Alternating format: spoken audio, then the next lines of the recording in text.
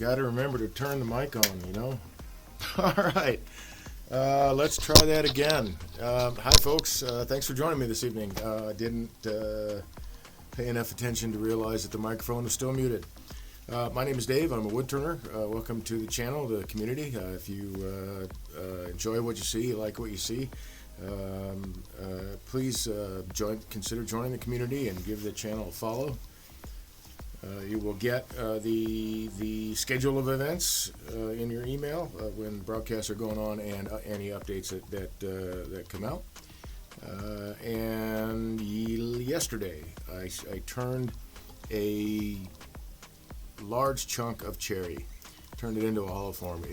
I didn't get done till 1 o'clock in the morning, but and I streamed the whole time. Actually, it was nice. I had people still on watching and hanging out.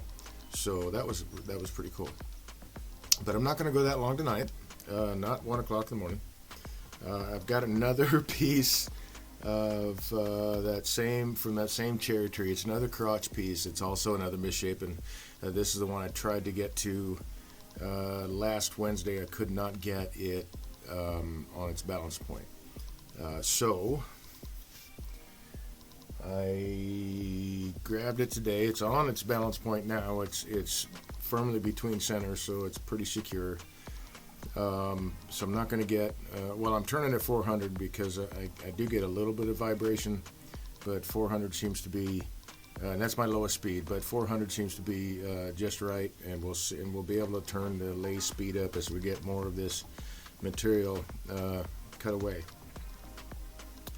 So anyway, that's what that looks like. Let's just go back to the other camera here. And I will say I am turning this piece. It's got bark, corners that may or may not fly off. I don't know. The part of the tree was actually ripped. So, a lot of splintery fibers and stuff like that. So I'm going to be wearing this while I do that. I'm not going to turn it just yet. I got a couple more things to say, but we'll get the camera down and we'll take a look here. And hey, I did just learn too that apparently I have a slight, oh come on, there we go, magnification I can do through OBS. It's not a huge one, but I'll be able to use that in the future. So you see this corner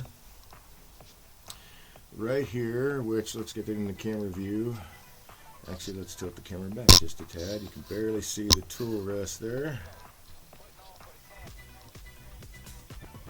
So this is the corner that's going right past the end of the tool rest, which of course you can't see right away. Let's see if that shows up over here. Nope. Afraid not. Alright, well that's alright. I want to stay away from this end of the tool rest anyway. I'm just trying to get these two corners knocked down so I can get the banjo underneath. I thought about trying it from the other side, but I can only get like this much of the tool rest in there. I'd rather have, more of it square. So, and it's got to be turned around anyway to get an idea of what's in there and what kind of shape I want to make. Or even what kind of object I want to make. I don't know. It could be a hollow form, could be something else entirely. Who knows? So, again, I will, you probably won't hear me. I will turn the lathe off and pull up my face shield until I get this thing around. I will have to stop the lathe and pull up my face shield to say anything. So bear with me here. We'll get this knocked down pretty quick.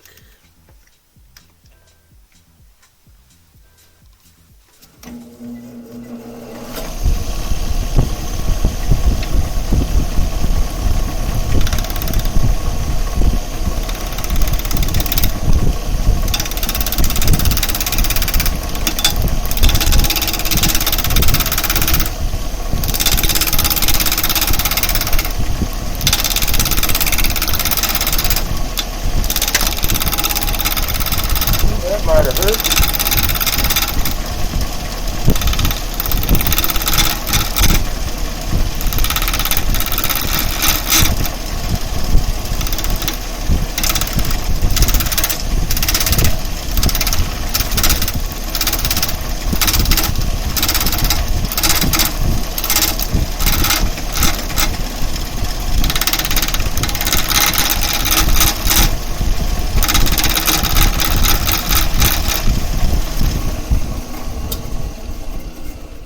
know if you heard that or not.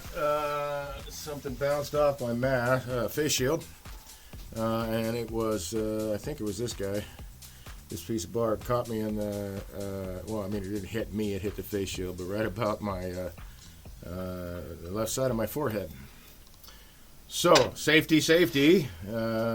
As I have said before, my PPE does vary depending on the job, the situation that I'm in. So, you know, I say I do my best to err on the side of caution and safety as opposed to not, because I want to be turning as long as I can actually turn. I want to go as long as possible, so I don't want to injure myself. I don't.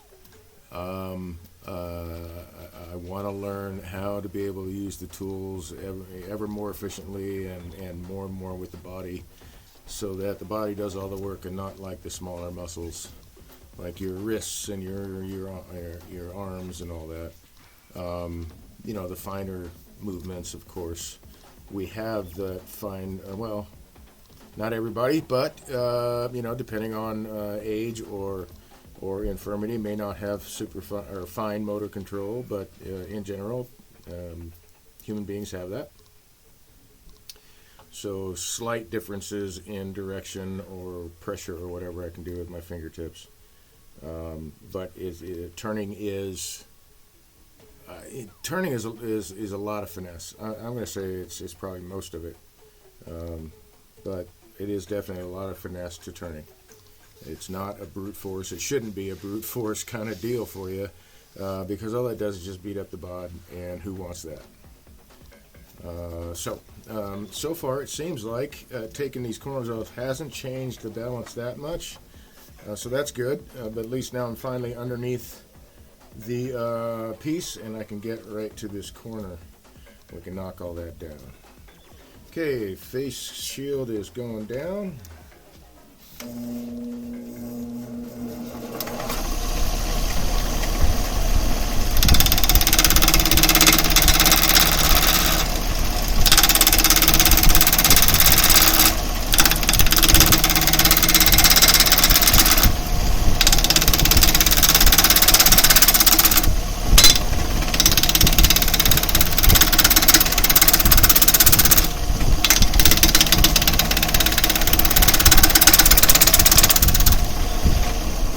So if you listen to the quality of the cuts, you hear I'm not bouncing around. There's not a lot of knocking on the tool rest. Slow and steady is the best practice. I'm only moving as fast as the tool can cut, and so it is a smooth transition through, even cutting through all this air most of the time.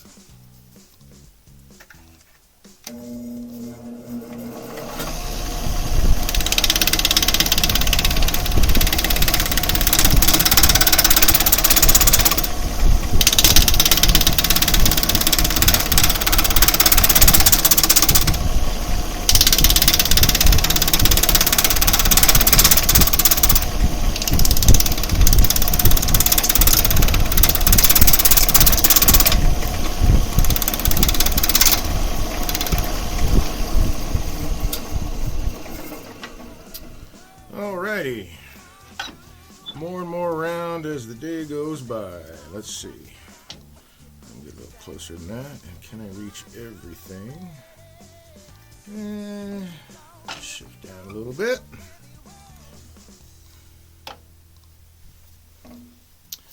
And we'll keep working it round.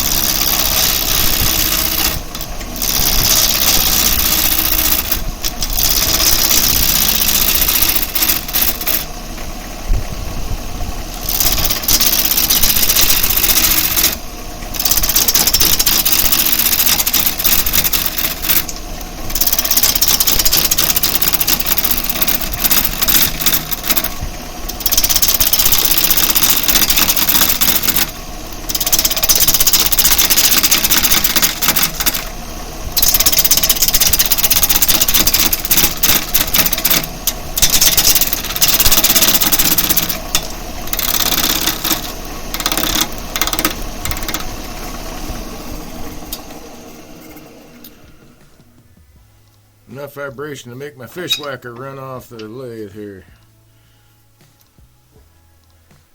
Okay. See if we're seeing any groovy stuff. Looks like there's going to be some figure there. Can't tell here yet, but I'm assuming there'll be figure all through here. Hopefully that crack doesn't go too deep, but I don't know. We'll see if it even is going to influence. It may influence what I turn out of it. It may not. Okay, fish shield down again.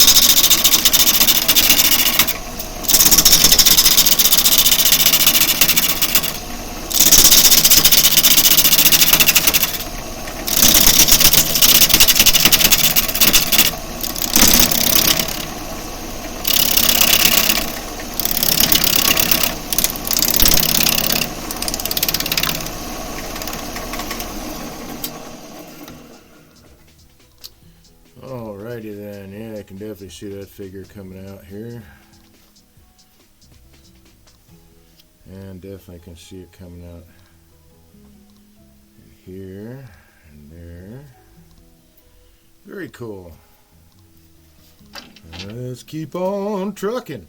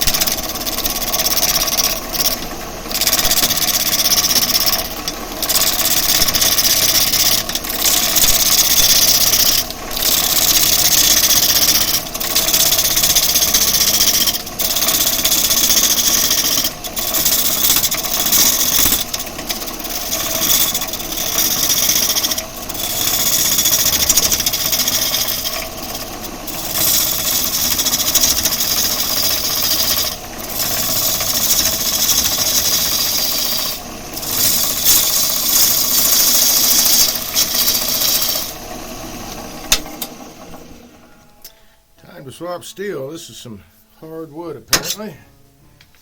That edge is going dull.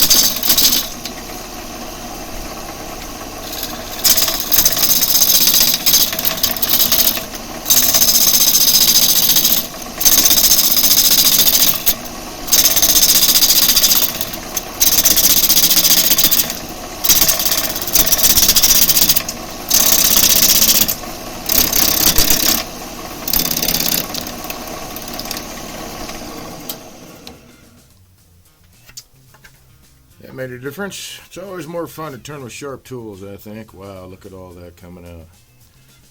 That's nice. Really nice rays going this way and a few that way.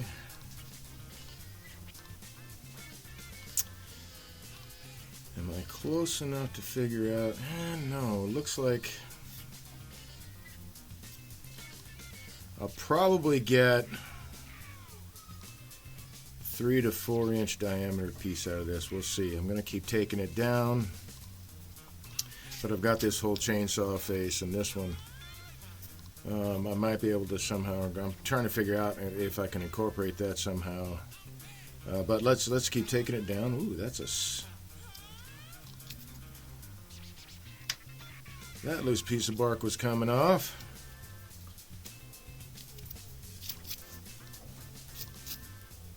Okay. Let's see. Let's move down a little bit.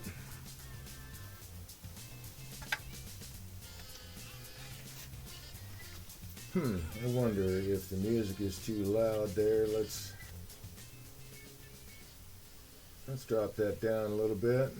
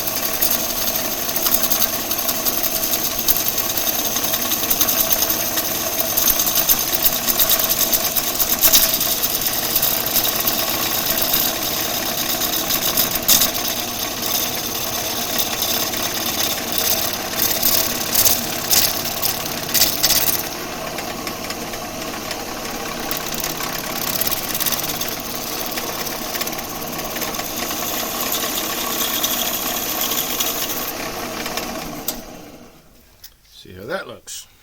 Oh, look at that. That's really coming out. I want to capture as much of that as possible. Well, now these rays are starting to come out on this side of it, but that's definitely bleeding over.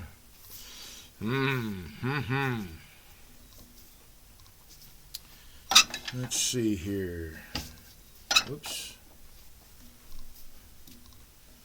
Let's see about rounding this over a little bit.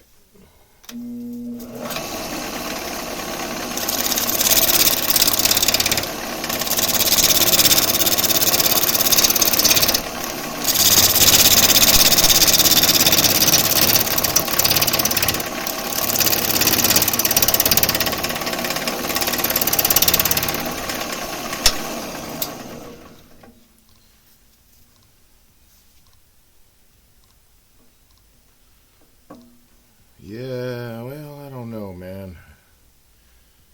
Well, I can go. Let's see. Where does this line up? They're pretty much on the same axis. Pretty close. Pretty close, so I can take this down a little bit. I won't lose too much here, especially if I take the top down further down into here, if this is a hollow form. But I still want to see about losing that crack. Those splits from used to be a branch there. Didn't quite make it apparently, or oh no, I probably cut that off. But anyway, the drying process made that all split because there's a little pith in there. So let's take the diameter down a little bit more.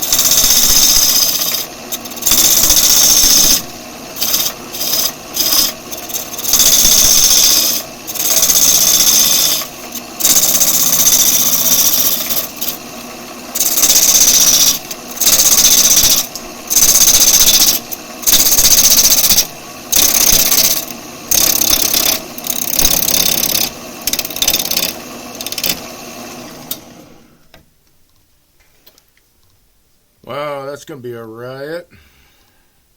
Oh, and it does bleed all the way over across. Cool, that is awesome. So most of it will have some kind of figure. Not much here on this backside, but I've also almost got that crack gone, I think. So hopefully I don't lose too much of this stuff, or maybe it exposes it even more. We'll find out. I'm going to bring back, let's see, how deep do I have to go? We'll go one more round with this steel.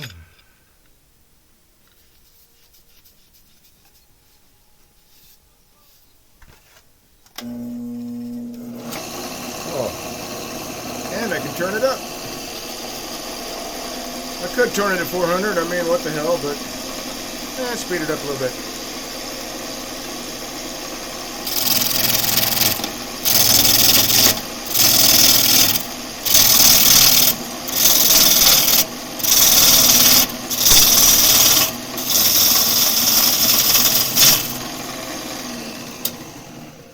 See, yep, that's about the right, well, there's still a little bit of crack going down that way, but maybe we'll work it out.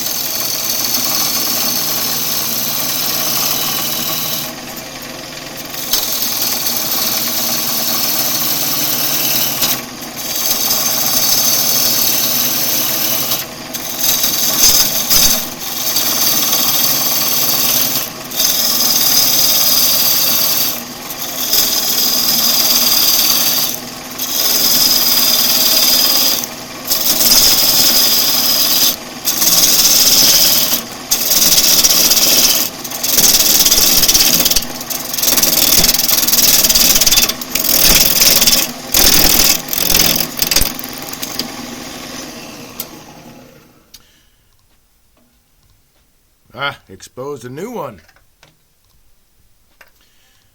Okay, there. That I didn't see before, or did not show up. That is a bark inclusion. And it just sprung open. So there's the bark. But, you know, you don't know what you find until you start carving into it. I definitely got some bark inclusion there. So that might make, you know, really nice little feature. I'm seeing a little bit of a crack there, but let's see about round. Well, let's see. What do I want to do here?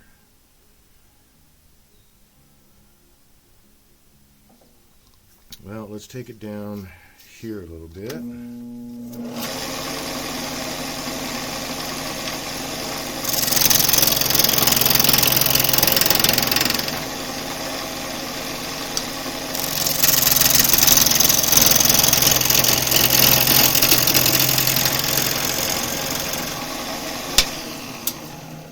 See what that gives us here.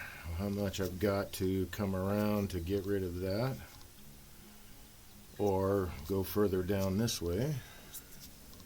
I really kind of want to try to keep this natural edge stuff there, and I think this is going to be not a closed hollow form, but you know, a vase, an open hollow form. Yeah, I think that sounds like a nice plan. So, where are we going with this?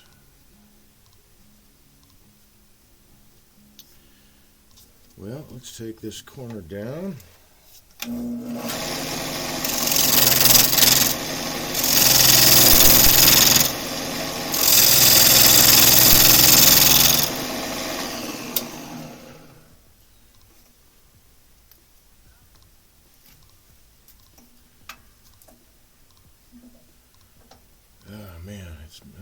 Let's see. I'm thinking I got to do something about that crack. And it is green wood, so I'd really rather remove it than trying to glue it or something like that, because the wood's going to move, and that is going to be a weak point.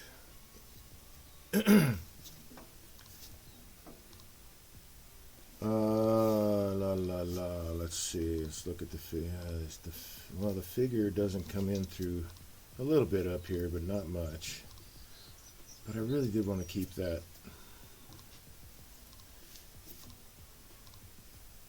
That's right. That'll be in it. So I think. So I'll take this down some more. I'll round it off first.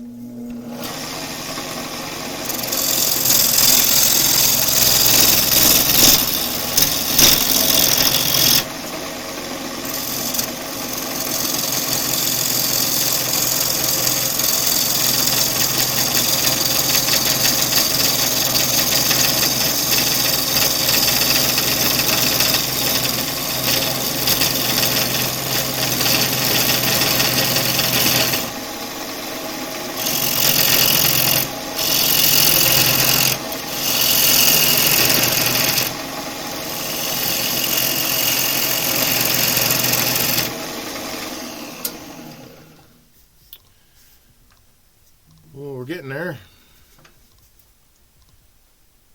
and that's going to be all through that. Well, unless I get too deep in there, but I still got to take a little bit more off. So let's. And actually, I want to. I got this to worry about too. I don't know if I'm going to go that far down in it, but let's clean this surface up just to take a look. Make sure no other cracks or whatever is showing up. Not you, sorry. Bring back the last player. Where did he go? Where did he go? Fall down, go boom? Perhaps? I'm throwing all kinds of shavings over to my right too, and I had to move my curtain because some of them were running into the trash can. And that's not the right can for shavings. Well, that's weird. Where did that go? I don't know. It fell off somewhere. That is not cool. But the reason I try to keep stuff off the lathe.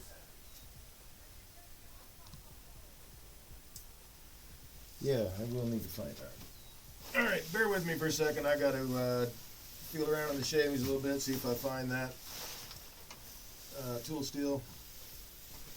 And it's not down here.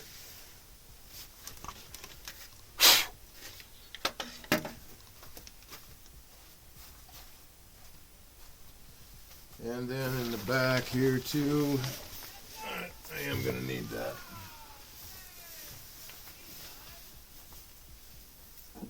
Nope, that's tool rest. Well, I don't seem to find it back here, so which I find very strange. It must have fallen off.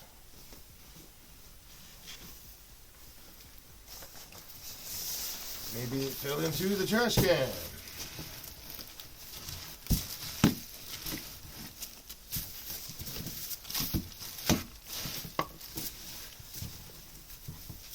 Does not appear to have.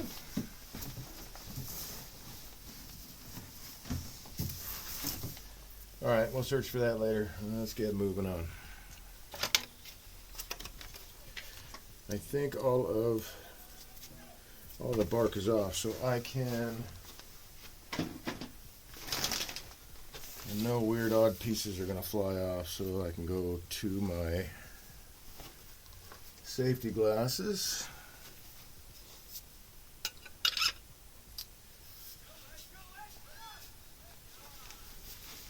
We got some families vacationing up here at a, what do you call those, a VRBO or whatever, across the street. So we're hearing some of that.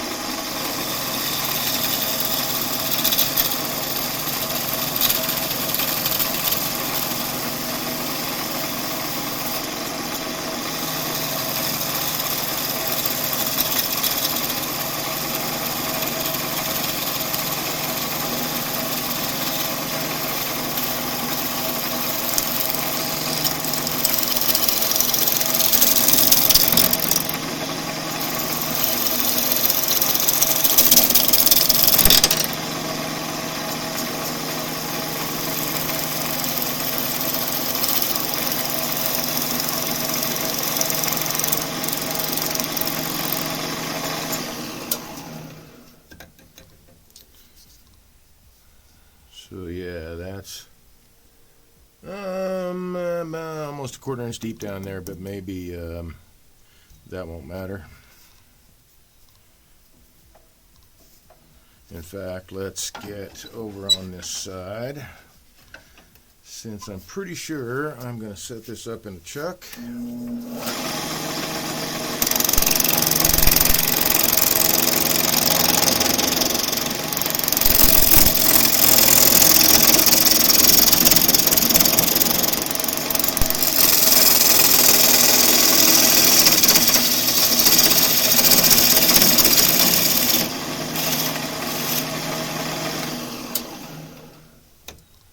Whoopsie daisy. Blow off the computer really quick.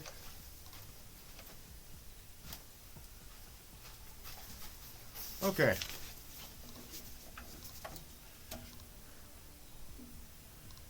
So that will be from 1/8 of an inch down to 1/4 of an inch going down that way.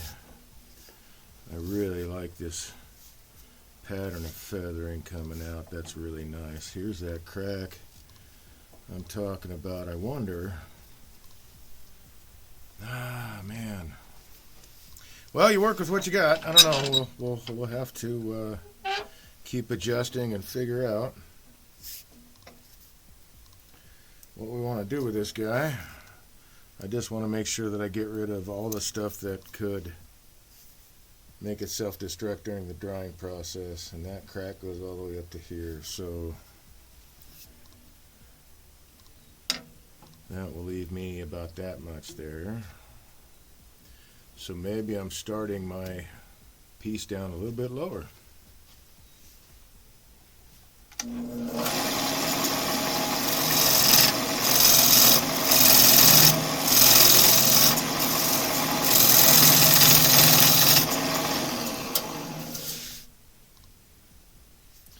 Now I can clearly see the crack since I got new fresh wood there. Well, let's take it down some more.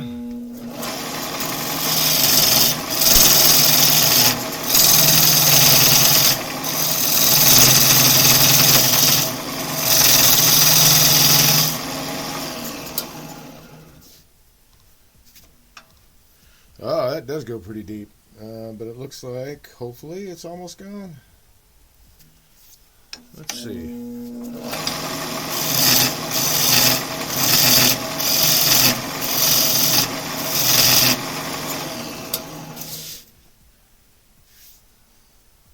So it carries through. All right, this whole piece pretty much is going to go. So let's remove some of that.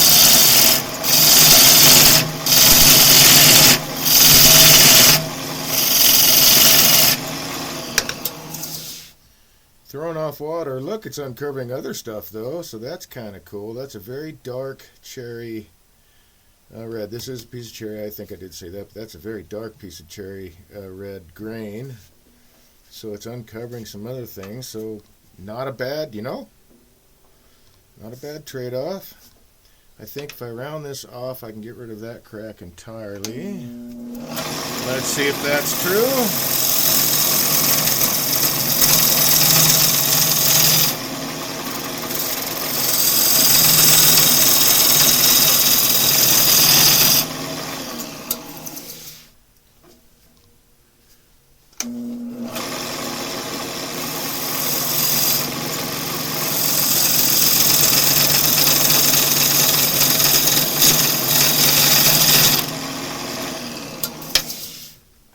Feel like I'm losing good wood, man. Yeah. But I want the best possible piece I can get out of this, the best possible piece of wood. It's not to me like how big it is or whatever. I want to have the best possible piece of wood to start with. And that crack is just about gone.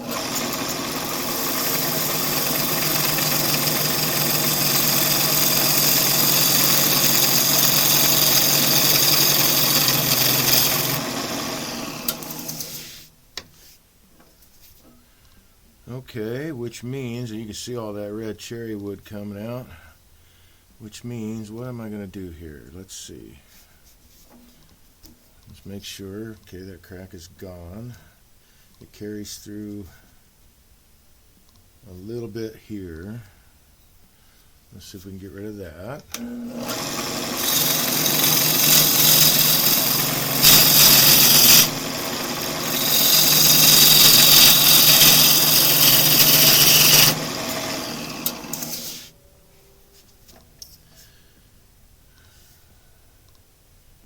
That's part of it right there, that crack. So this whole end is coming off for me.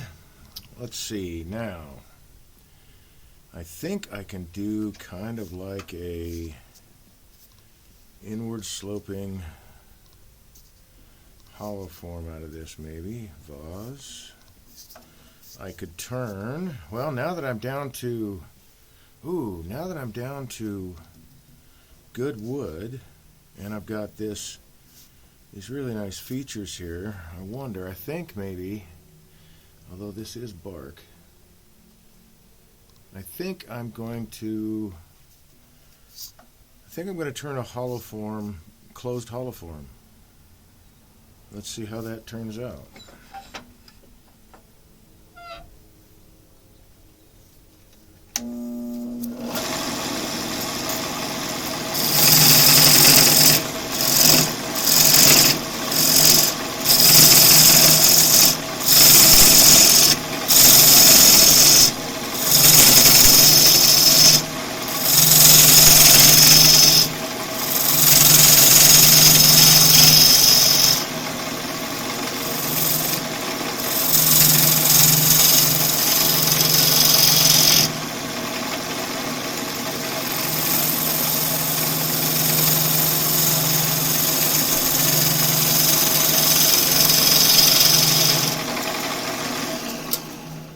take a look, see how that looks.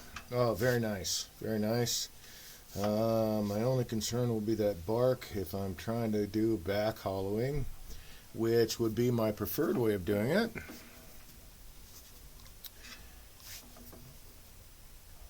Although I guess I could pull out the hollowing system again. Let's see, let's refine this shape a little bit more.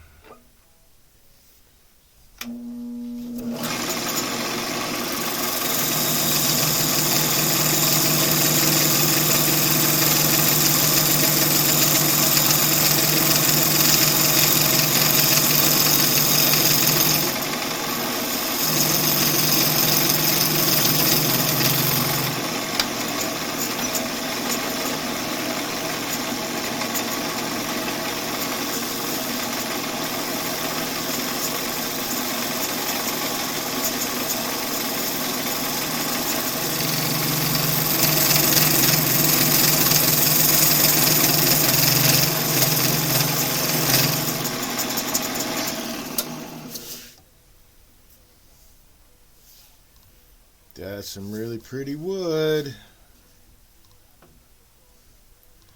Be a neat void if I can keep, well, maybe I can. I wonder if I can hit that with CA glue and that would, it is wet. I don't know. Let's get down here on this end and set it for a chuck and figure out what I'm going to do with the actual shape. I don't know if I'm going to do, I really like egg shapes apparently, but I may do a round one. Partially because of that, but even the more classical egg shape would get rid of that too, I would think. So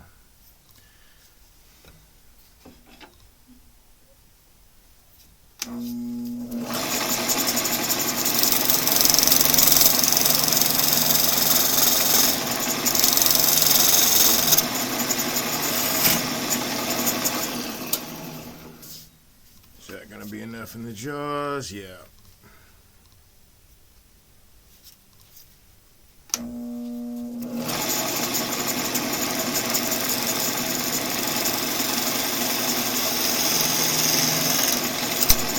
Easy there, killer.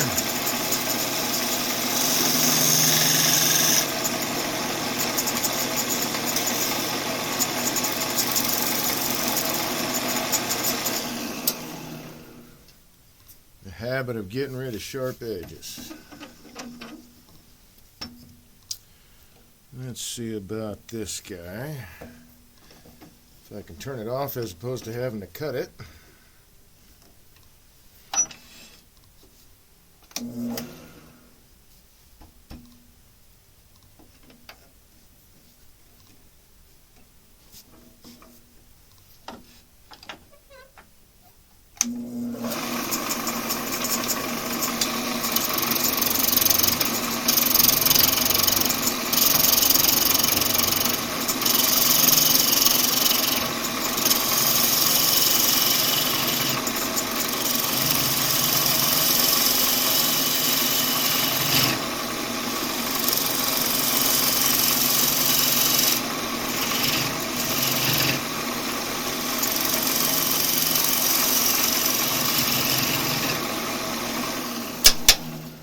One really cool trick I've learned I just learned, not just learned, but I have learned, is being able to, now I've seen David Ellsworth do this a lot, and he, on his tool, his grind, has got just a tiny bit of a hump on this upper wing, and that's to help him do this technique. You can still do it with this is a straight 60-degree grind, Jameson grind,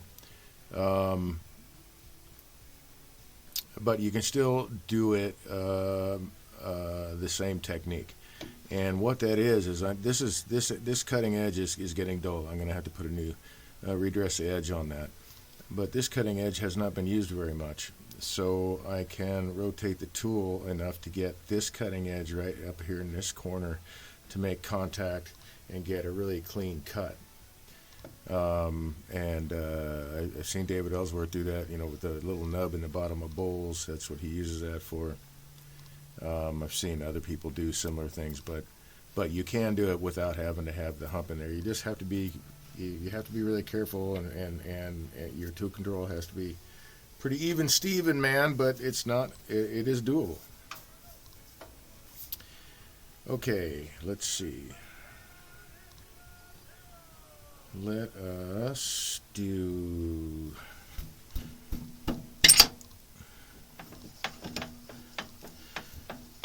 go ahead and go right into the chuck. And, hi Dave, is this another piece of the cherry tree? Yes, it was. I don't know how what time you got in here, but it was just a big lump of cherry with the crotch wood. And this is the one I got from coming out to your place. And there's a lot of figure coming through this. Some plain stuff back here, but I want to try to keep as much of this figure in it. That feathering is looking really cool. But yes, this is another piece of that cherry tree. Oh, time to swap jaws again.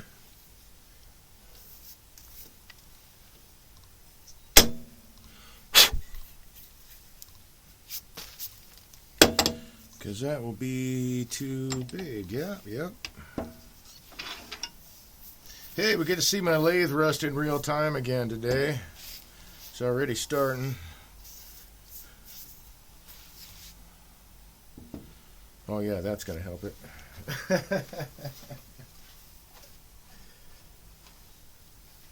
Oh, I hope I'm not like in between the sides of the jaws. That always sucks.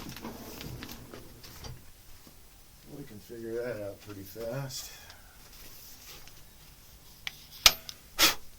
Let's get that sawdust out of there. You guys got Marv, everything? Yeah, it does look cool. Marv says it looks cool. Everything loaded up. Or are you probably going to do that Friday, or I don't know. Are you setting up Saturday morning or Friday? You're going to put the tent up Friday? I know I'm going out there Friday to set up the booth, but I wasn't sure what the club might be doing. Oh, hey, I should put that on here. Let's do that right now.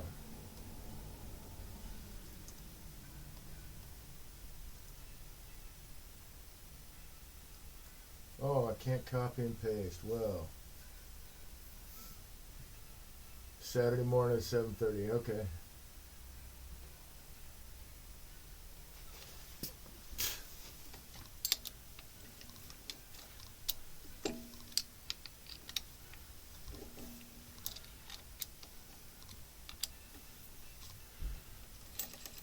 Well, I'm not sure if I'll be there that early, but might be.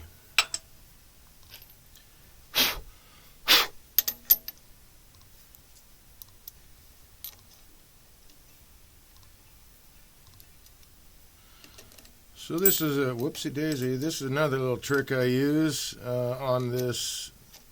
Well, it works on all my chucks actually.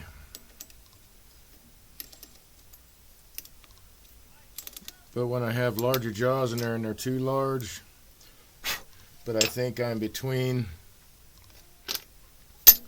sizes of jaws, like, this size is the next size before this size, but they only open so far. And so if I am not sure about it, I usually take the opposing jaws, the smaller ones, and crank this bad boy open and see if that will fit on my tenon there. If not, I'll have to take the tenon down.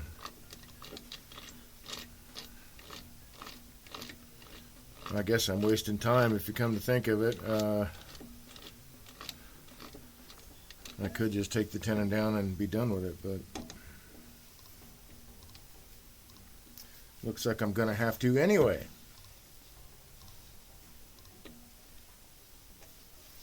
Alright, let's move that aside. So let's just swap them all out. I'll take that tenon down a little more. Okay, you are number 4. Oops, nope, you stay up there.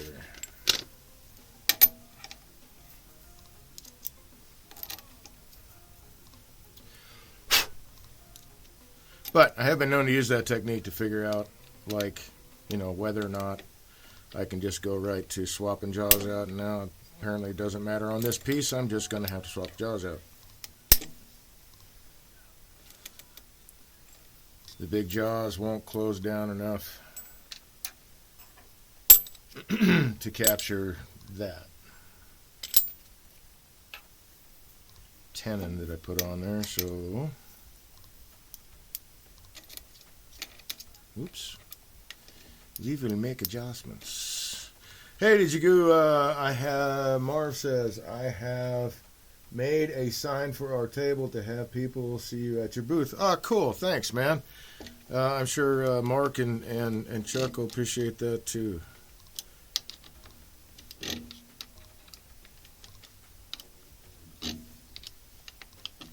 It's going to be a warm day, that's how it looks. Alright, let's put this away, like close to 90.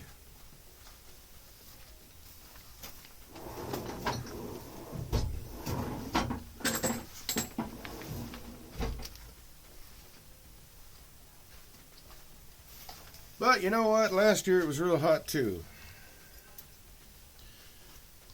This year, though, I am lucky enough to have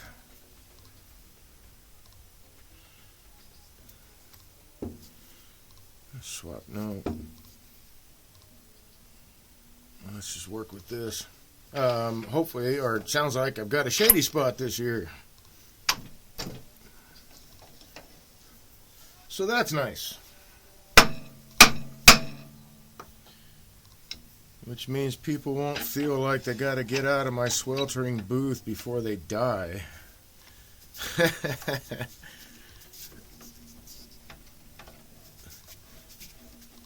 Alright, let's make sure this is secure because I don't have much on that drive center. There we go. Okay, bring back this guy.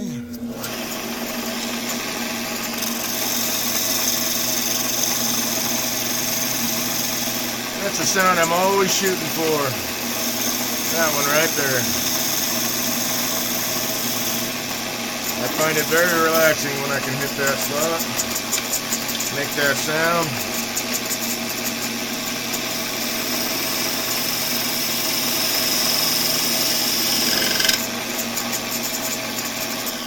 Alright, that should do.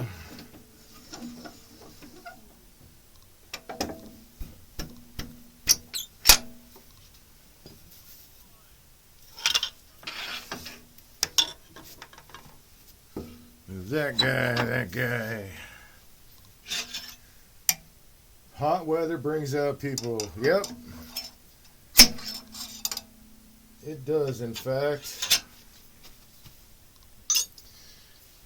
That is very nice. My only issue is, like, you know, it was so hot that, and the tent walls had to be there, that it just, the tents just trapped the heat.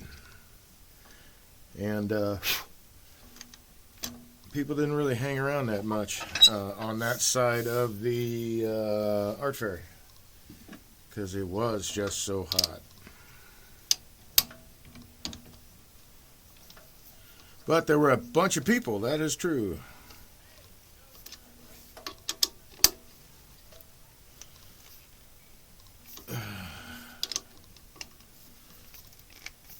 Okay.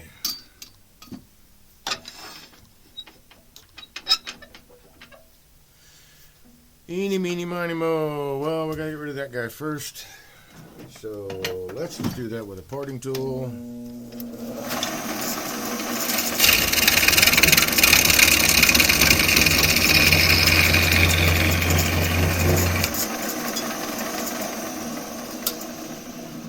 That is some tough wood, man. All that feathering and stuff apparently is just making this really tough. Time for me to swap steel again.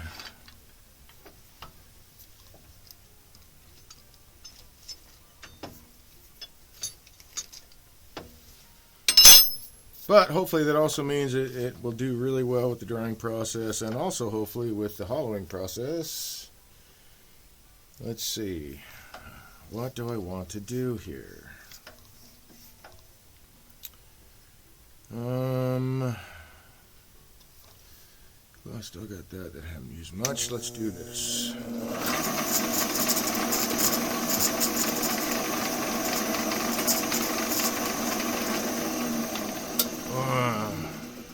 Now I'm thinking, should this be the bottom? But then you won't see that. But I'm betting there's probably not much left to that.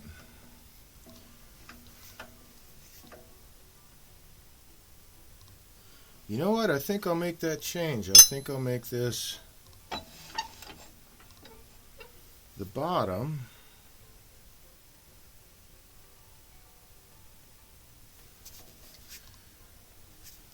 Let's take a pass around the corner here and see with new steel there.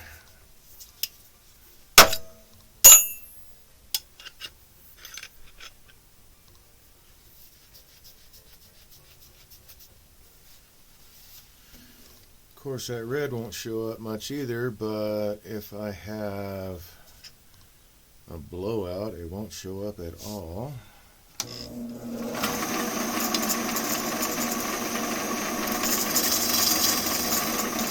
Oh man, sharp tools make such a difference.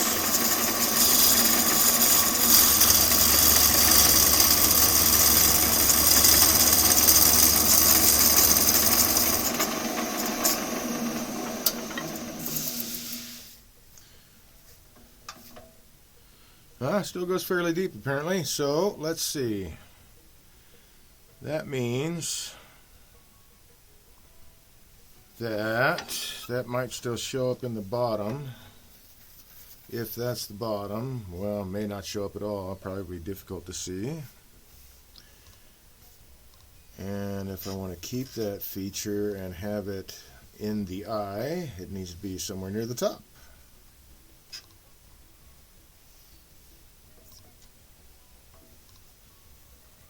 Hody-dody-do. Disquisitions, disquisitions. So I'm getting into more of the darker cherry up in here.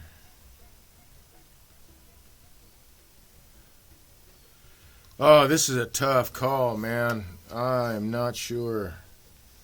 I can't be sure without trying to take all this bark out how deep that goes.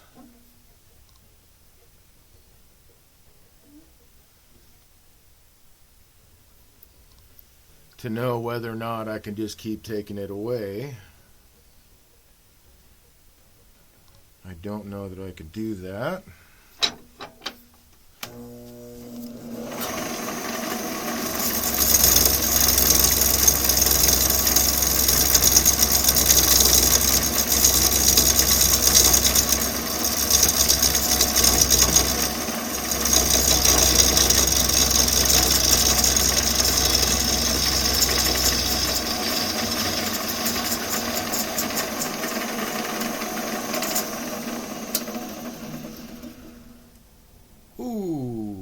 Golly. Let's see, I can show you this on this camera. All this. I really would like that to be on the top. It won't show up well on the bottom. And to be honest, something like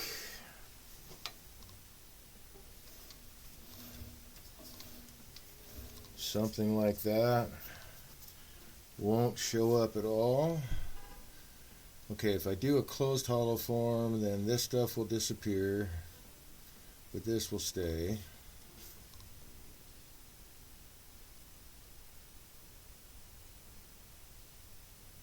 And that will become eventually probably a void if that bark comes out.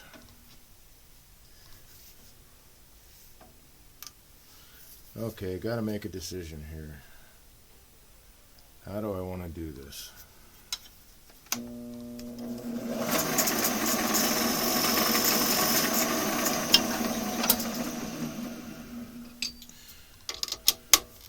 This is what happens to me when I wing it, man. And then you get into a piece and you find really cool stuff like that. Let's go back to the other camera. Really cool stuff like that. I don't. Oh, maybe. Oh, can I do that?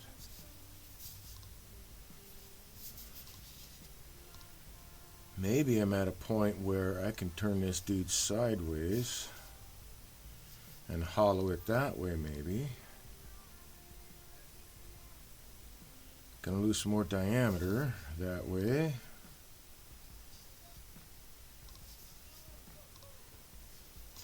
And that would keep, if this, say, any part up here was the top, open top, then that would be on the side. One of the sides. I guess there's only one side to a sphere, right? Or there's two, the front side and the back side. Okay, boy, this is tough, man. This is a really tough call for me because that's really, really pretty stuff. I don't know.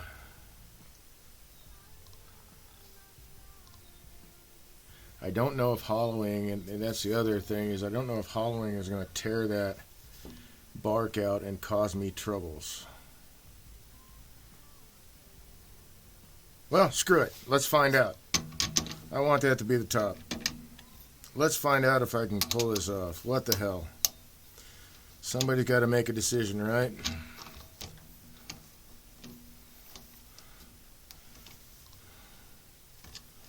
Alright, see if that's running true.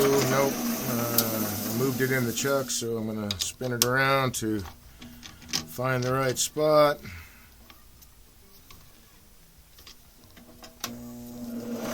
That's it right there.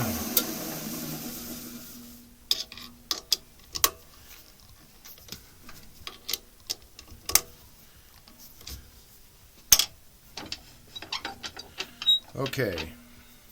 Now, do I want a lip on it or do I want it just closed? Do I want a neck on it? Do I want a neck on it?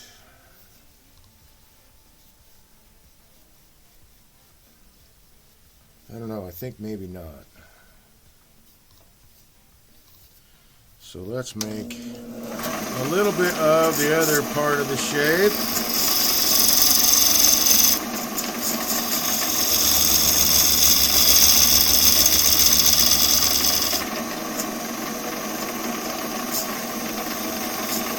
Ooh, I could do a barrel.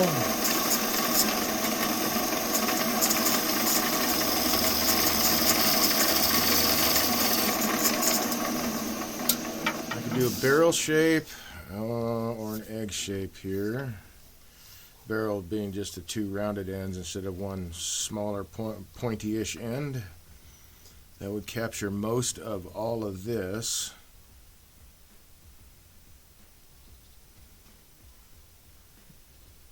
And then that would be no neck. So you would just hollow it that way.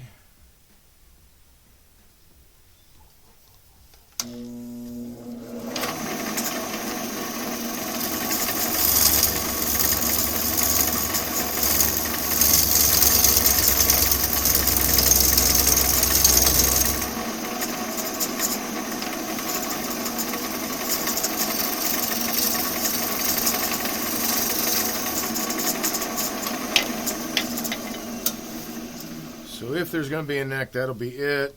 Let's see, I'm getting close to like an oriental style hollow form vase. Getting close to that. Man, that's so gorgeous though. Alright, so clearly this is going to be the top. I think, let's see. Here, let's take this away.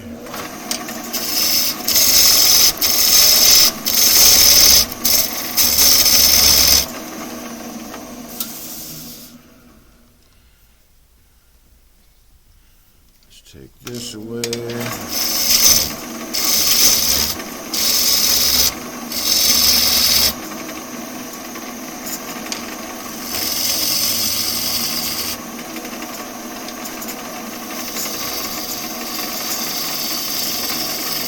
But right now I'm kind of playing with how I'd like the shape to look. So I'm looking at an elongated point first, which I can always shorten up to make a barrel.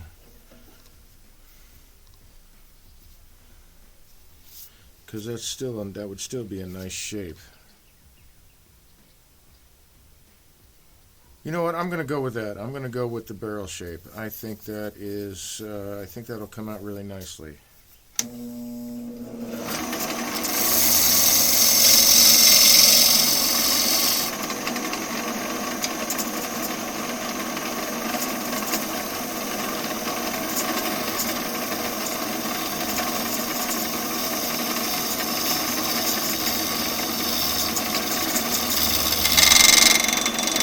Whoopsie daisy. Something's moving. My banjo is moving. All right.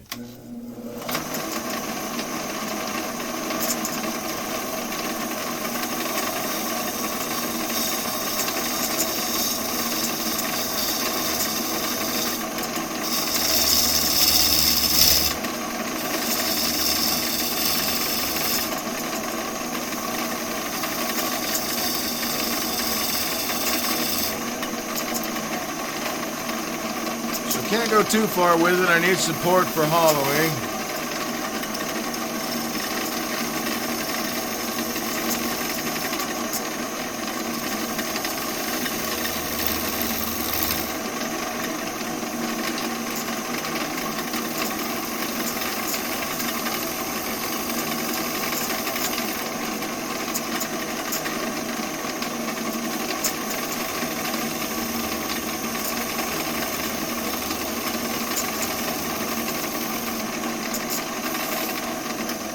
Wow, it's leaving a really nice surface.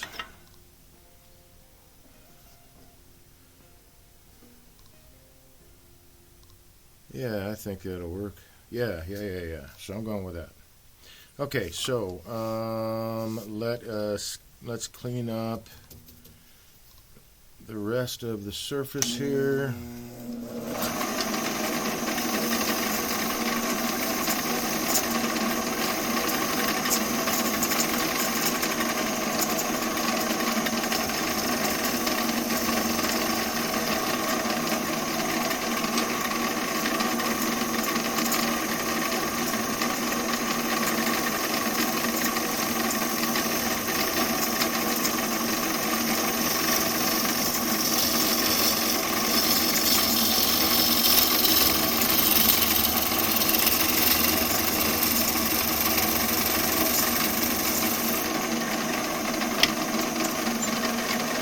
Straighten up those curves.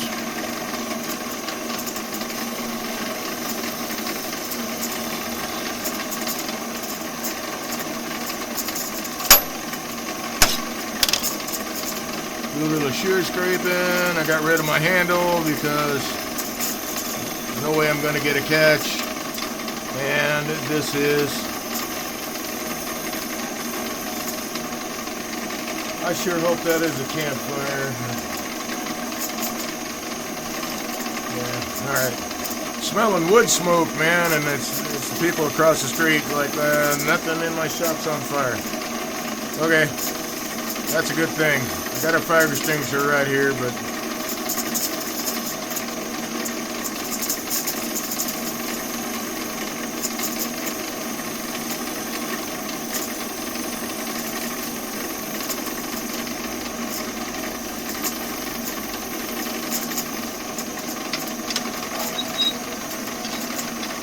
rather not have to pull it out, I guess. Rather there not be a fire in here. Sorry if you get the top of the head cam. It's I got to be able to look down into this. So keep a little gap between this upper wing and the surface of the piece that I'm turning, and just work right up in here on the bottom wing to do a shear scrape. Not that if I turn it over, it won't catch. It can't catch. But it'll just push my tool away. but having that gap allows me to look down in there and make sure that I'm contacting the lower wing where I want to.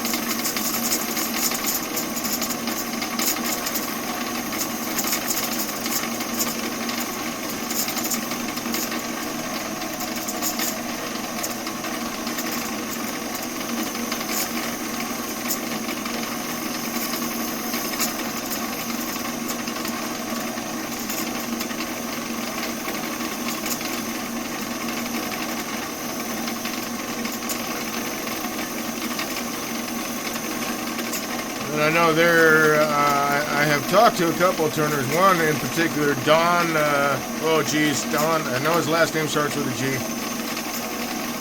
He is, to my recollection, based out of Florida, and he keeps several bowl gouges when he starts his shear scraping. He'll go through, he says 3-4 bowl gouges doing the shear scraping. Once one gets dull, he'll keep going back, and he'll just keep refining that surface and refining that surface because he doesn't want to have to sand anything. And I can feel that, man.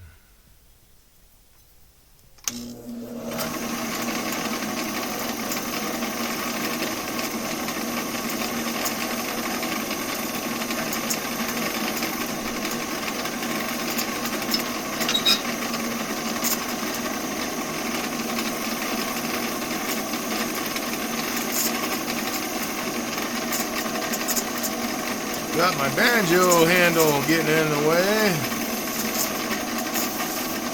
I think that was a better cut. Grain wanted me to go that way. Let's see. Well, let's try it the other way and see.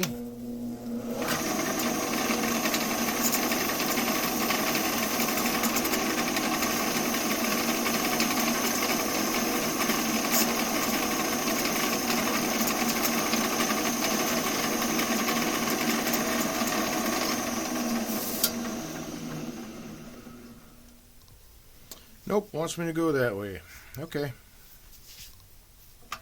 So I'm pulling off like super fine. Ignore the big shavings because they were already there, but all those really super fine shavings, that guy, that little curly cube, but all these little super fine shavings are from that shear scraping, and varying the pressure gets you a difference between, you know, that thread there or these real tiny ones that are much thinner than that. You can get thicker curved cues. That was a shear scrape. So you just need to practice with your tools, vary your pressure against the wood. It really doesn't take a whole lot in the first place.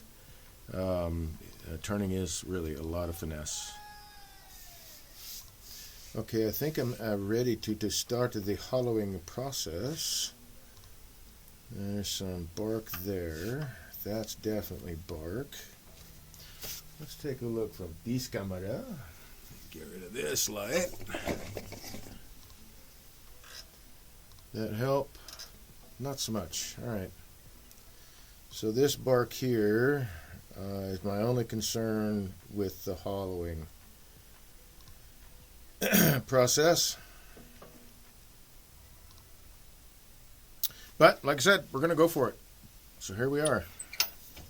Don't need this guy anymore.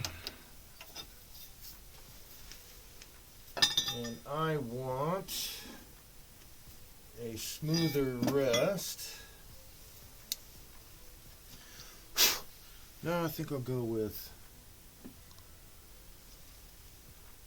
Yeah, I think I'll go with this guy.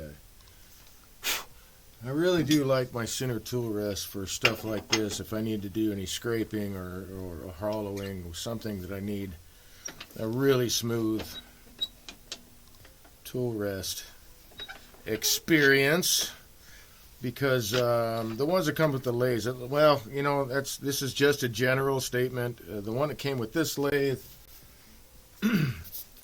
was this one, and it is a softer metal than the tools are.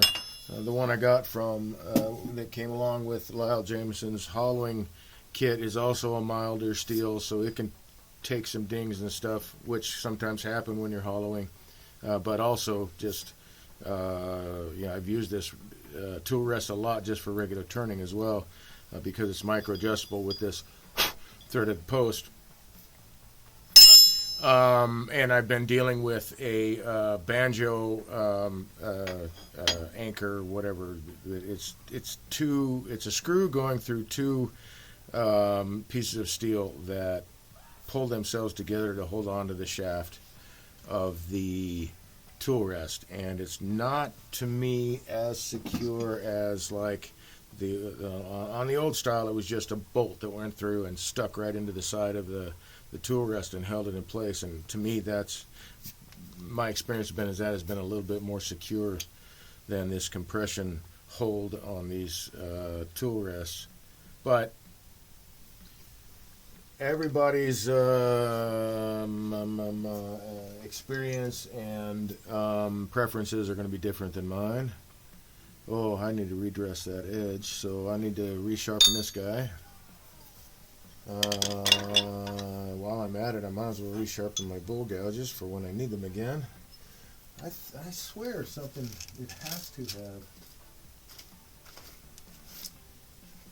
Yeah, I'm going to have to look for it, but I'm missing some bull gouges. So they must have fallen off somewhere. They were there earlier today, so they're down in the shaving somewhere. But let's get these guys sharpened up real quick. I'll be right back. What kind of finish will you put on this, says Marv? That's a really good question. I will probably go with...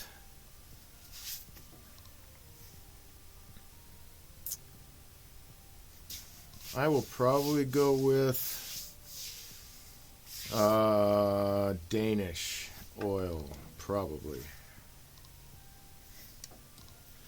That way, the surface that leaves behind when I buff this figure will really pop out. It does too with my beeswax stuff, but the beeswax is a more stickier surface than the timber with Danish oil on it. So it takes a little bit more work. Not that is a terrible thing, I guess, but I want to get on to the next project and the next one and the next one. Let's get one done. Of course I want to have the best piece I can get out of these. I don't really need that anymore. I'm always shooting to get the best piece I can out of a piece of lumber, whatever that is. It may even be, something smaller. That's happened to me too, where I get a big chunk. And really, the only thing that's turnable is something smaller that's closer to the center, like this guy was, but I've got more to play with here. Am I going to hollow this with my 3/8? Yeah, I am. Okay. Cool. All right, I will be right back. I'm going to run the grinder and get these this tool steel sharpened up.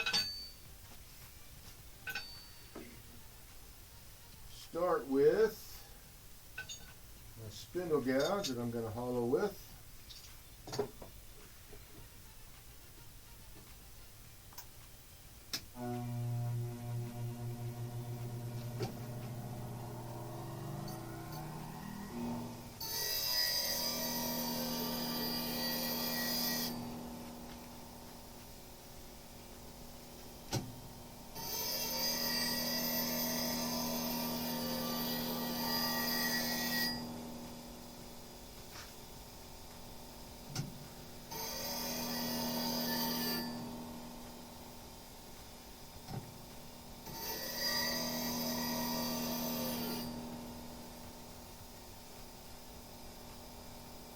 That's got a good profile, I think.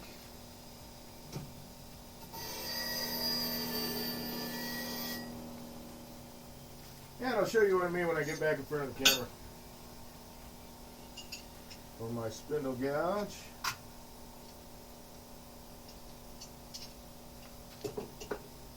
First bull gouge going up.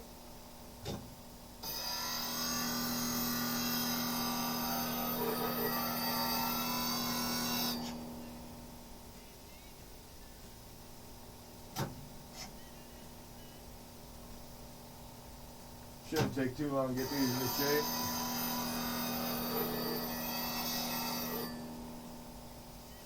And second bowl gouge. So I do use a Wolverine jig, although I really want to learn how to just freehand sharpen everything.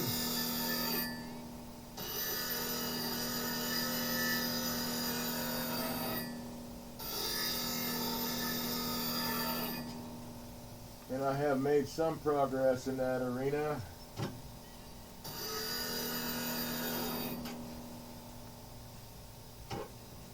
And the main reason for that is when I'm out remote doing a demo somewhere else other than my home, and they don't have, say, a Wolverine jig that I use in my shop.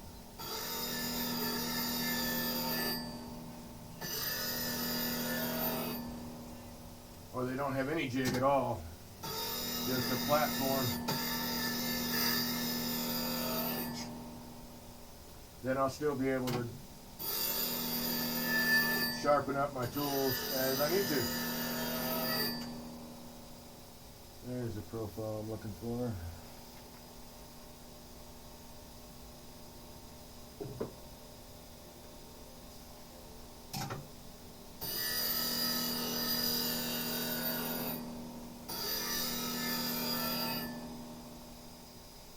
Yep. Cool. I think I'm going to, actually I know I am, at some point I'm going to make some short videos, little thing. I'll set the camera up by the grinder and do some sharpening stuff and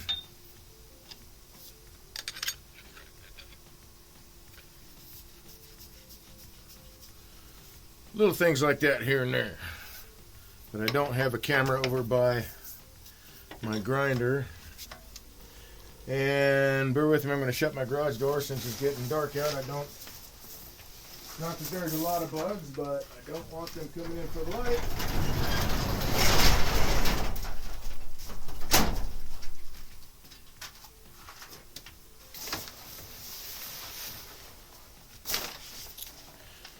Okay, so profile.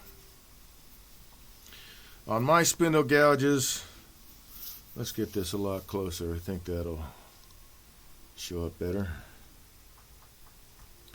Oh, I got a little water on the camera. Let me clean the camera off a little bit. Some of the tree sap has made the image a little blurry.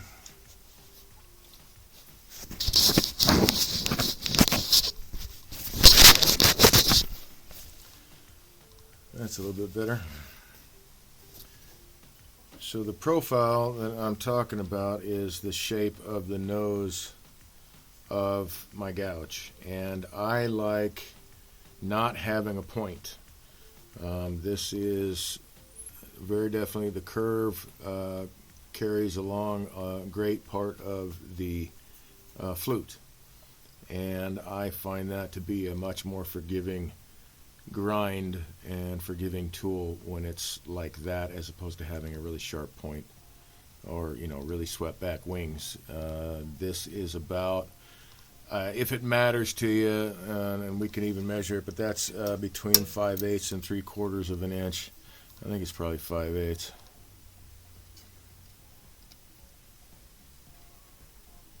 It is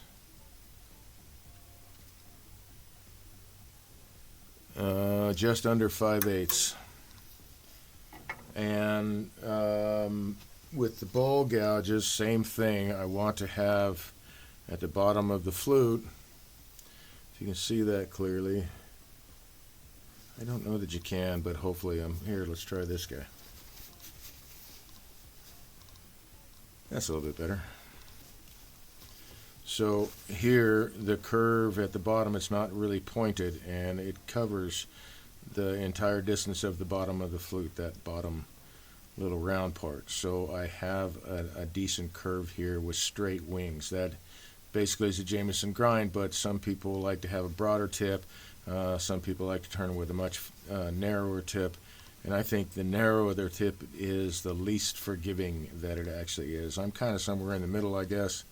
But I really like the grind, and it's done really well for me over the years. It's just a 60-degree Jameson grind on my bowl gouges, and a straight 50-degree grind on my spindle gouges. Although I do have a 40-degree spindle gouge, but I rarely use it. Only when I have to get into super tight spaces. So I'm really considering changing it to a 50-degree grind so that I just have more spindle gouges available. So I'm looking for the center point here because I got to get my bore hole started. So we're going to do some top cutting. What I first learned as being called back hollowing over in Europe anyway. I heard in France, Laurent Leclos, who I got to meet and work with a little bit when I took classes from Jack Vessery. He was the assistant, and now he's making the rounds with demonstrations and stuff with his wife, Kaylee Bosch. Told me that in France they call it top cutting, so I'll show you what I'm talking about. I want to explain it in a way because some people don't. I mean, some of you probably have seen it. I don't know, but it's not a technique that's normally taught, at least here in the U.S. I've seen some reference to it through watching Richard Raffin, but and I've seen some other people use some top cutting techniques, opening up a form to be able to get a scraper or another tool in there. But so far, I have yet to see anybody else other than me hollow out an entire piece with the top cutting technique. And actually, man, that would be...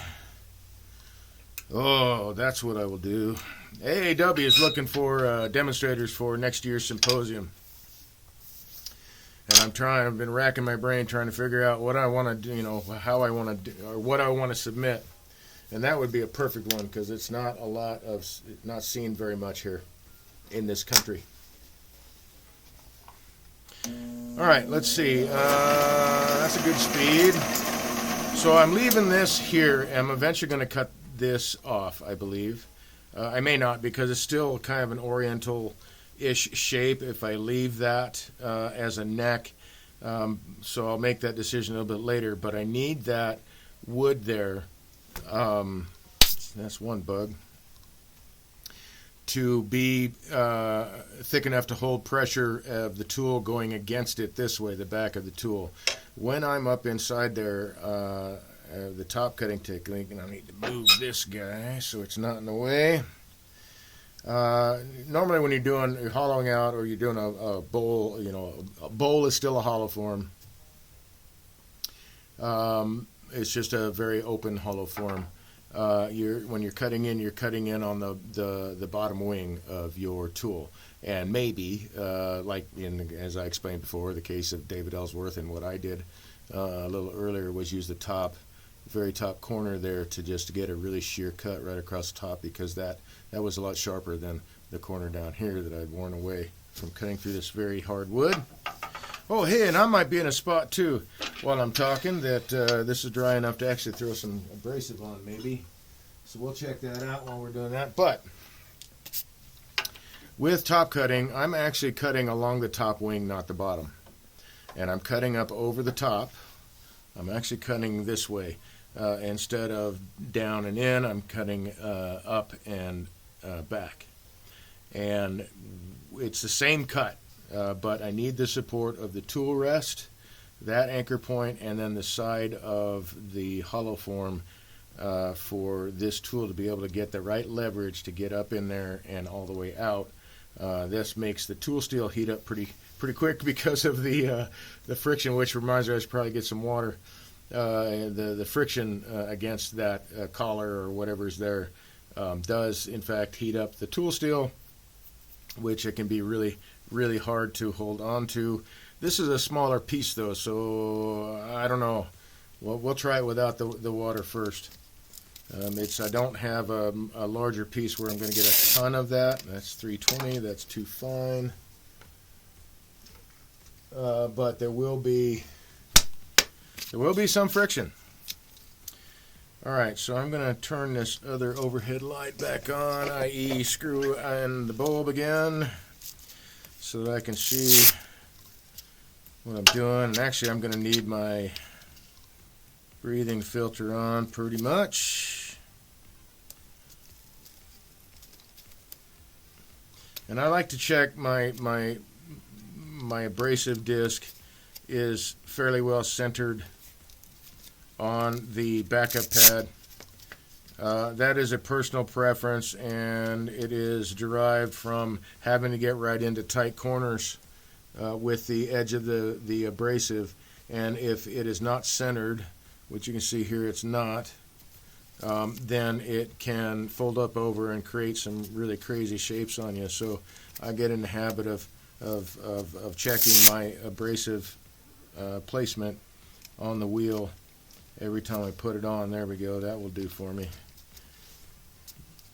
Let's see. Let's find it. There it is right there. And then a little bitty scoot. There we go. So I like to keep that on there, as I said, as centered as possible. For that reason, I can get right up to a feature and not worry about rolling it over or curling it over, because that amount of abrasive is the same all the way around, in theory. All right, let's slow this guy down a little bit and throw down some. Now I'm starting to see as it's drying, I don't like this curve.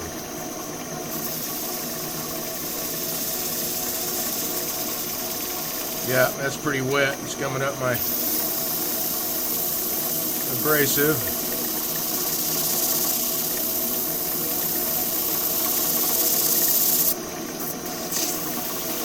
Not really throwing much dust.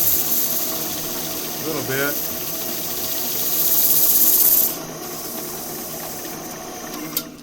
Let's see, I do have, or had, yes, there it is,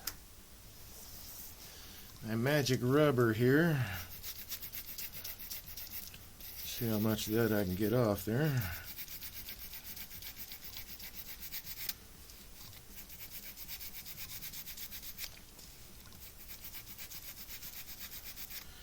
This definitely work a lot better if I was running this under air power, because then I could just spin this right past this rubber, but this works the same.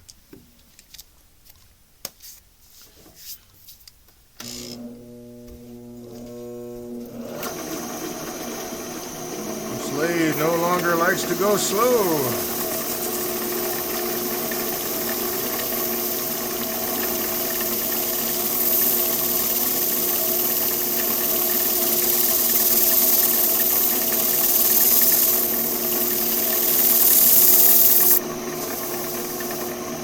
This definitely needs to dry some more before it gets any more sanding. Let's go up. Let's see, that was 220, so let's drop down to, let's say, 180.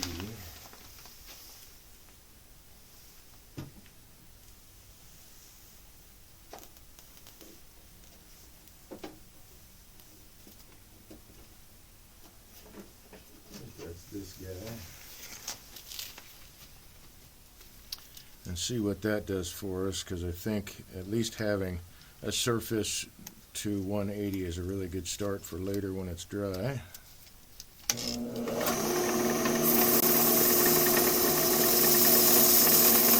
I'll have to hit it again with the abrasive anyway once it's hollow. Well, I don't want to have to hit it with abrasive once it's hollow, but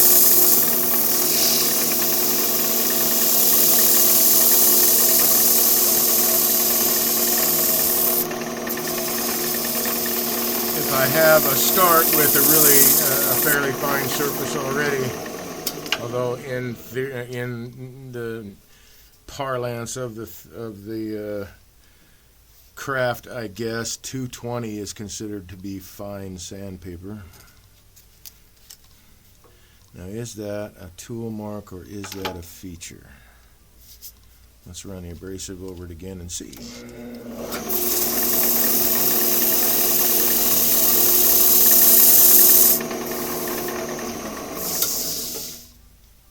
It is a feature. Okay.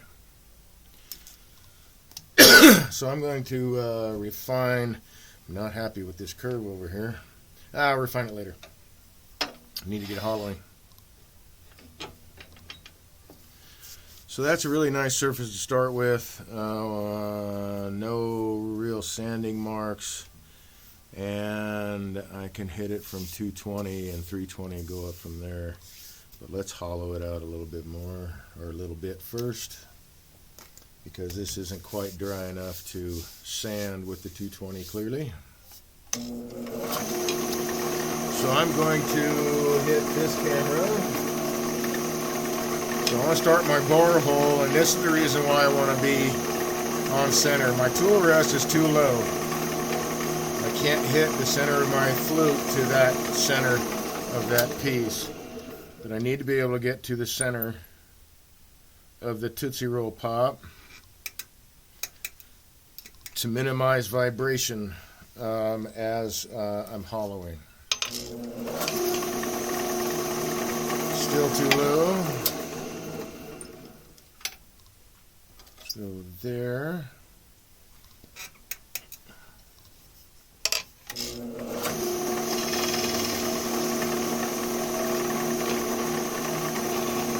Still a little bit too low.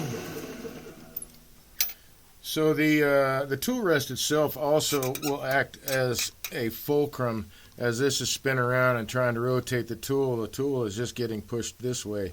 So having this fulcrum is really important to getting a clean hole.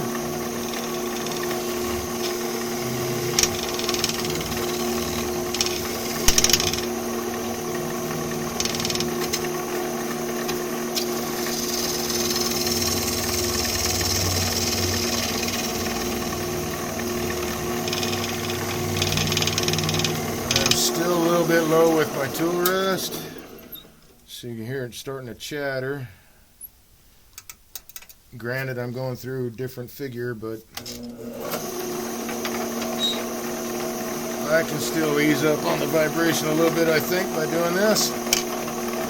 I really don't want any vibration.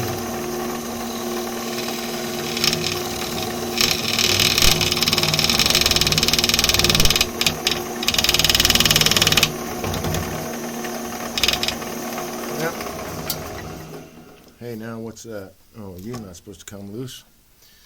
So I'm going to fiddle with this a little bit till I get it right on center.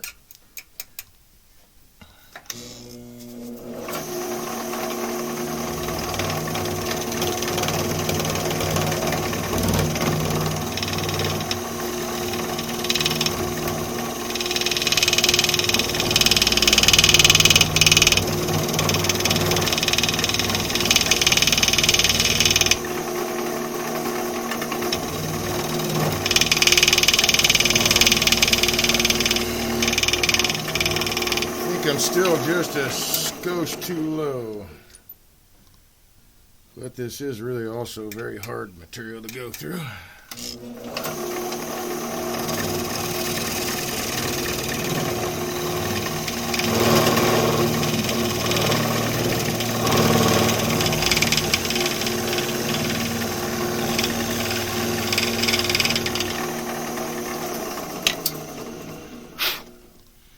Got to get it just right.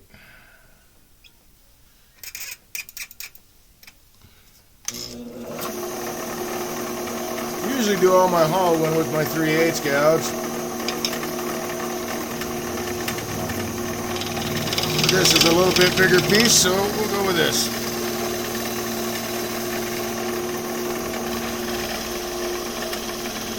That's some really tough wood.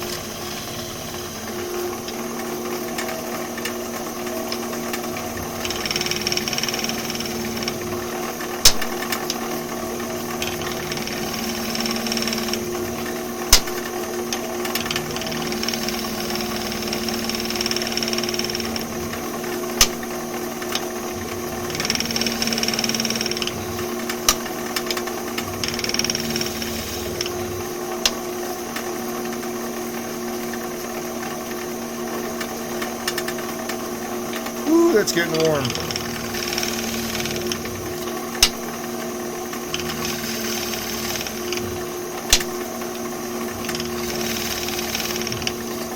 been a long time since I've had to work with wood this tough.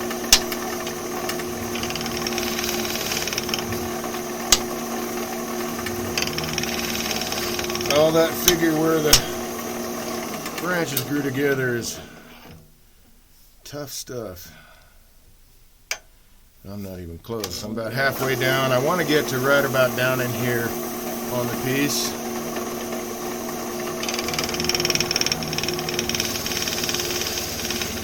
There we go.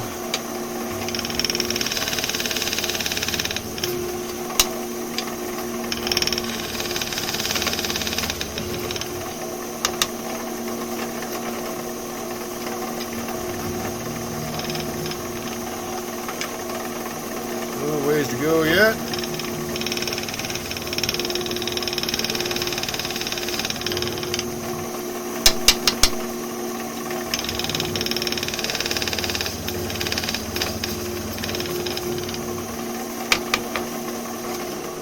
Alright, let's take a look at that.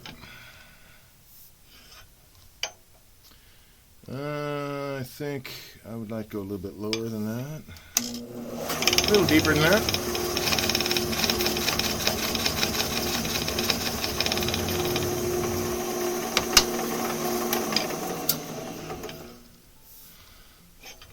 See what that gives me.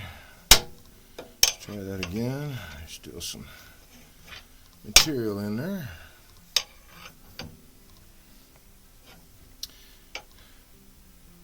So that's got me in the ballpark. This would be interesting because I haven't done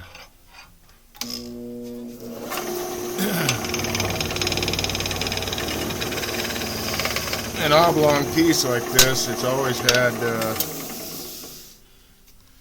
a smaller diameter point in the bottom of it where it's been round. So this will be cool. All right, so I need to have the tool rest as close as I can get it.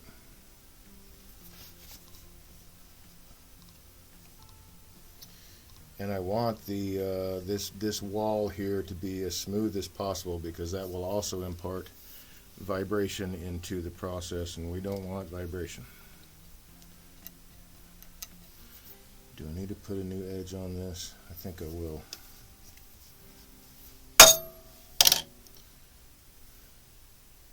Yep, be right back. I'm going to run this on the grinder real quick. Some pretty tough wood.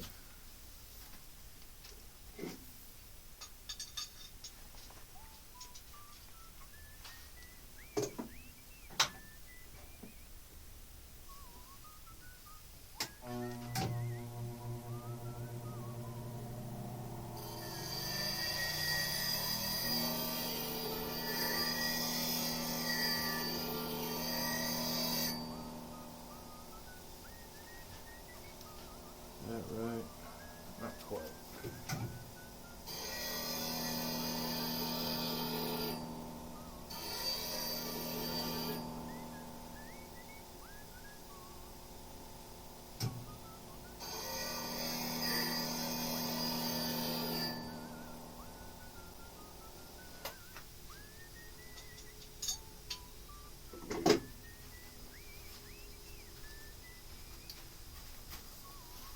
So I'm going to set that down for a second, get a little bit of water.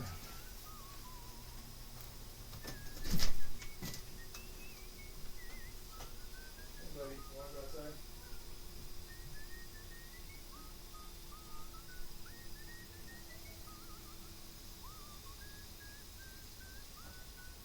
You want to go outside first?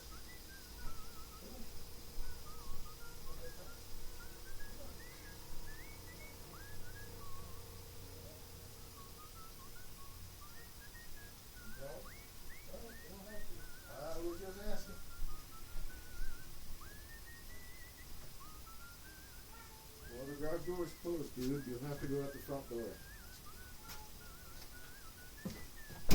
Okay. A little bit of water here to cool off my tool steel.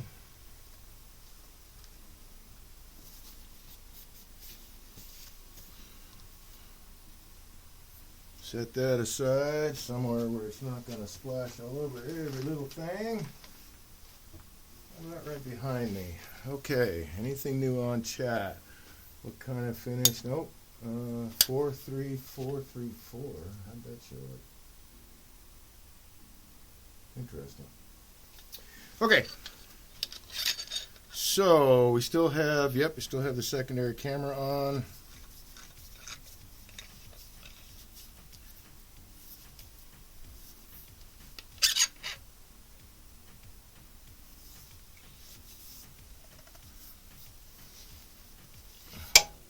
So this is the way that I do it, and the grind that I prefer to use when I'm hollowing this way is a 50-degree grind. I found that a 40-degree grind was way too aggressive and got lots of catches because the lumber is coming across the top of the tool steel here, the top wing, and with that extended point out on a 40-degree grind, it really wants to grab that. And I've tried a 60-degree grind, which isn't aggressive enough. And plus, I'm also talking about where my tool handle needs to be positioned on the lathe. And with a 40-degree grind, I could have the tool steel out here and be able to touch, but that extended point was really grabby. With a 60-degree grind, I ran into troubles running into my ways here, trying to get a good cut on the inside with a closed hollow form like this. Haven't had that issue with a bowl.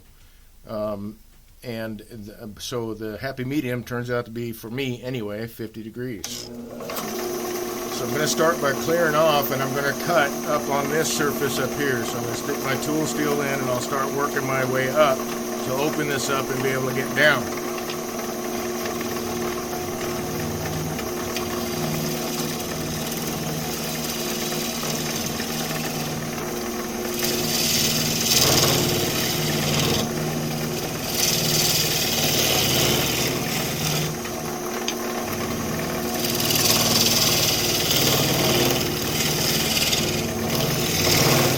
Try to keep the hole as small as possible as I go, only widening it when I need to get wider out, or if the hole starts getting chunks taken out of it because like this bark may pop out or something like that, then I'll have to true up this hole again so that any bumpy parts don't knock my tool around. But I want to keep the original hole as small as possible, utilizing this part of the collar, and only open it up when I need to. If I got too much open up there, then the tool gets kind of jumpy, because hollowing this way, I need to have not just the fulcrum of the tool rest, I need to have the base, contact base that is here, this ring, and where it is on my body, because the piece coming around is trying to pull a tool this way. If I was going down this way and cutting this way, it's a little bit different, because then it's coming at a different angle. And so I need to have this fulcrum and this backstop here to be able to control the tool while it's inside.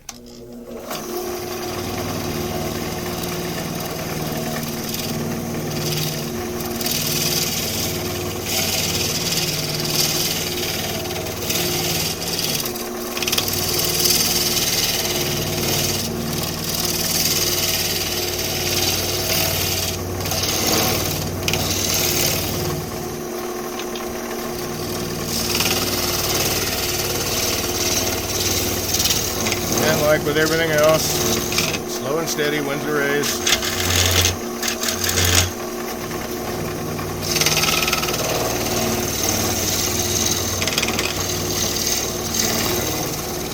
I do have to rotate the tool itself so the flute is in the proper orientation, so that I know that I'm contacting that upper wing properly.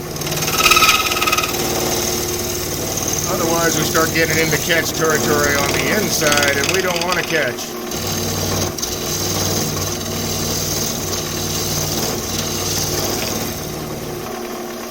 I'm cutting really just on the top surface on the inside. It's throwing water out on me, which is cool. And I want to keep this ring thick too, because it's pushing out against the upper part of the form when I'm running this tool steel in here. So I want to make sure, I think I'm going to have to switch to my 3/8 gouge, but I hope not, because this is a little bit deeper than I like to go with my 3/8 inch gouge hanging off the tool rest there. So I want to keep this a little bit thicker to provide support for the tool steel. That's kind of warm, so let's dunk that bead out.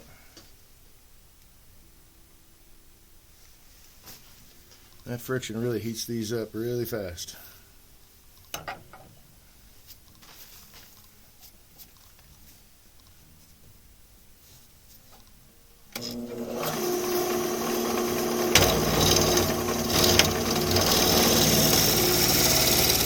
And I got to stay in constant contact with this wall here.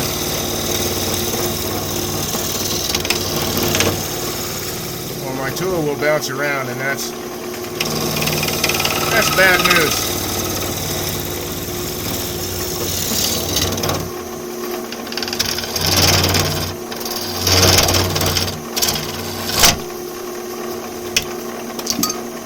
Oh, what dropped?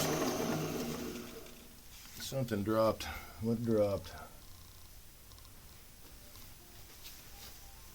Not that tool steel, something else dropped. Oh. Well, where'd that go now? Oh, there it is. All right. Just making sure it wasn't something I needed right away. Let's blow this guy out.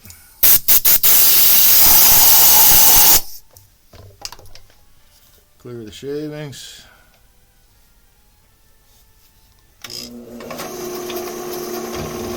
So I want to make contact with that wall before the cutting edge ever makes contact with the timber. You can hear it kind of bouncing around. I think I've got a little bit, it's not quite round right there. Yeah, it's that bark right there is giving me some issue. I was worried about that. Let's see if I can kind of tease it out.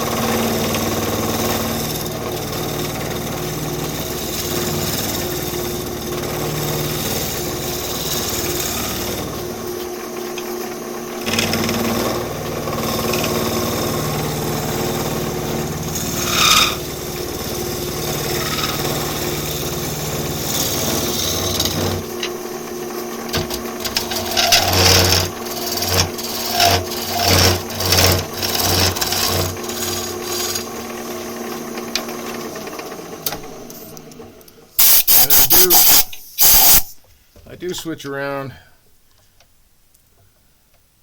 Yeah, I got to open that hole up a little bit more. I do switch around and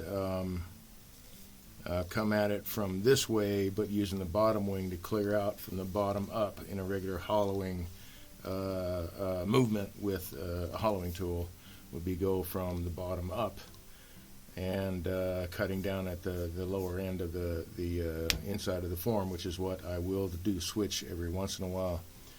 But most of the hollowing, let me see if I can get some more out of this before I got to open up the hole.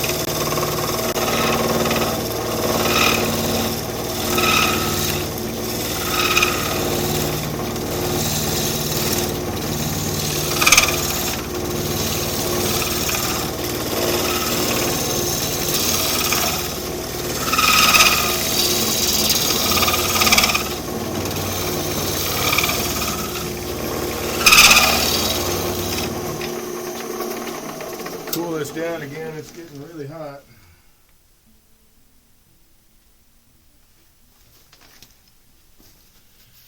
Because of all that friction. See how that feels? Yeah, definitely got to open it up a lot more. Let's see. Yeah.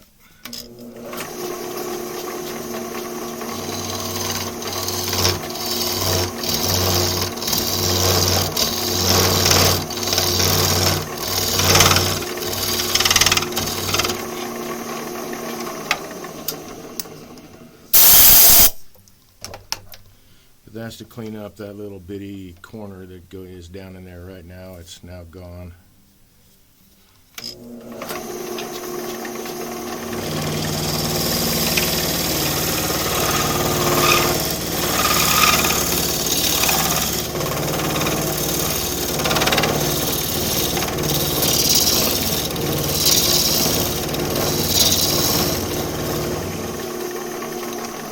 And I do have to keep checking my wall thickness because you can't see what's going on in there. That's coming along nicely. Let's get rid of that corner.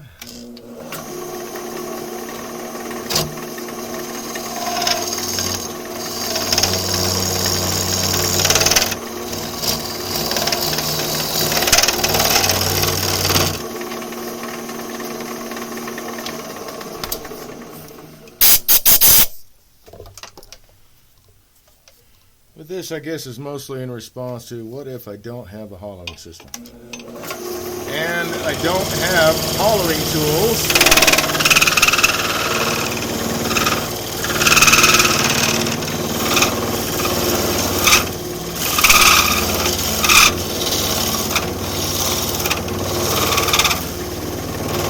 Then whatever will I do?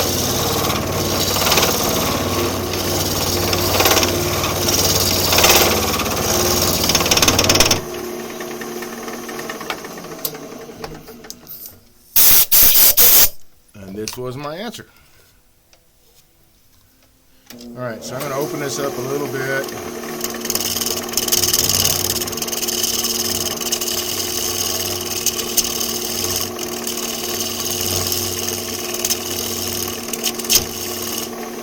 And make sure it's running true. Let's see, I think golly, can I? I think I'm going to swap to my 3/8.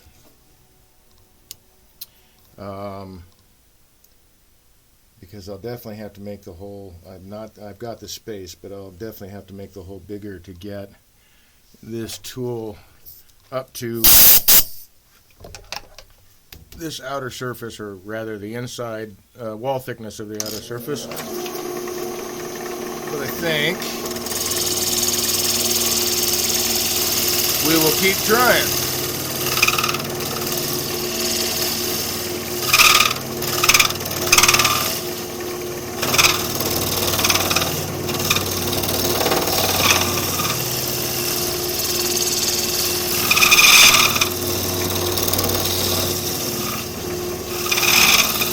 The nice thing about this technique, at least for me,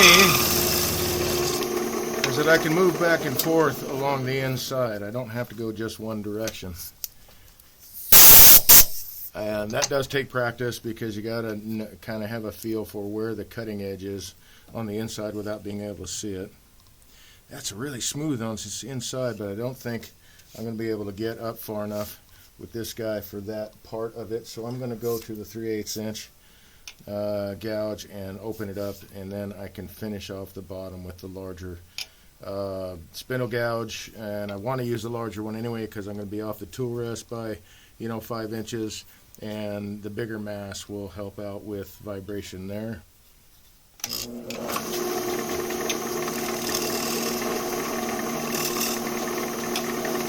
same thing here, I'm making contact right there first. And I'm just going to ease into it.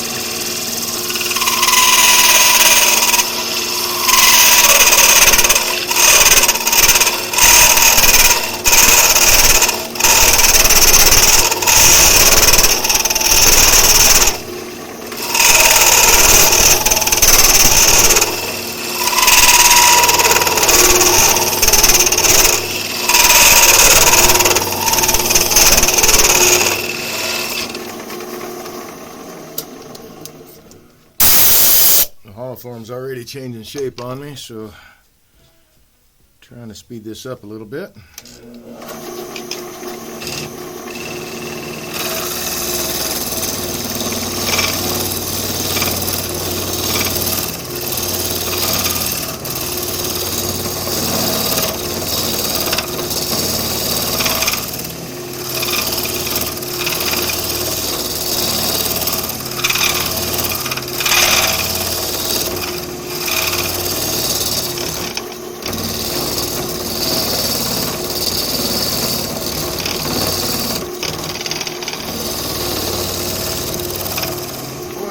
is that getting warm. Dunk it into water. Anything new on chat? No, we do not.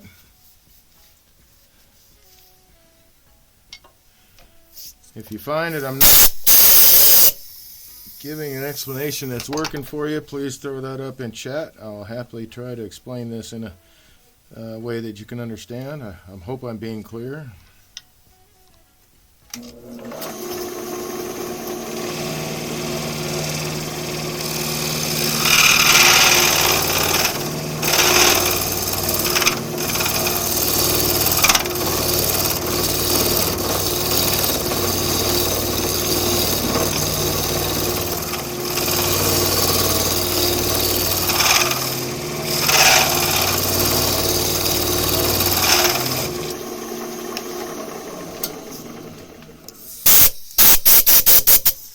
Just working my way forth, back and forth across the top inner surface. That bark's trying to come out. Just keep on going.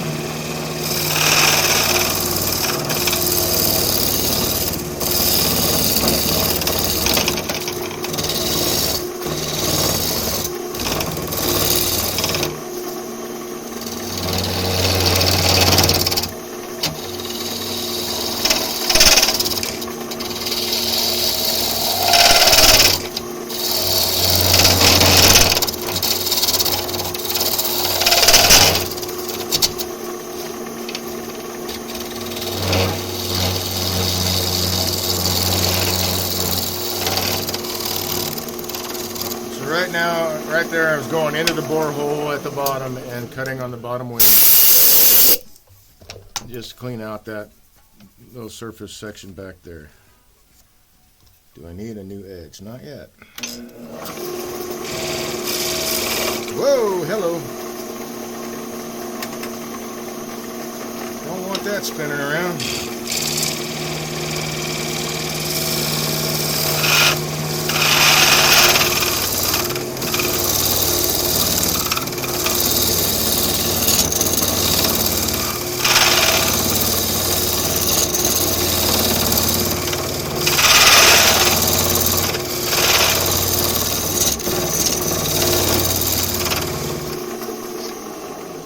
Definitely got to keep cleaning shavings out because they get in the way.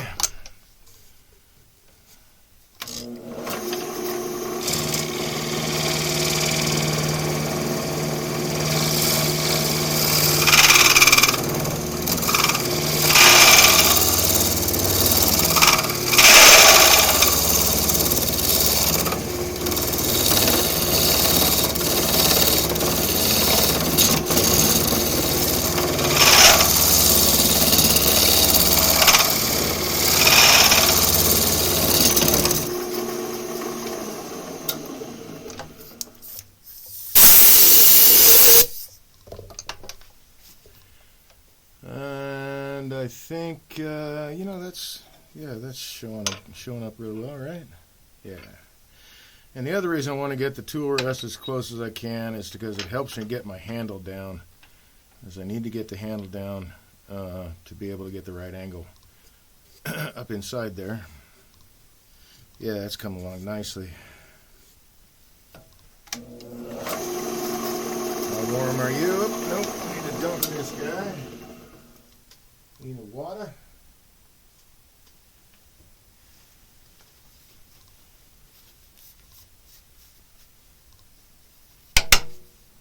How's my edge? You know what? Time to put an edge on it. This is some hard wood.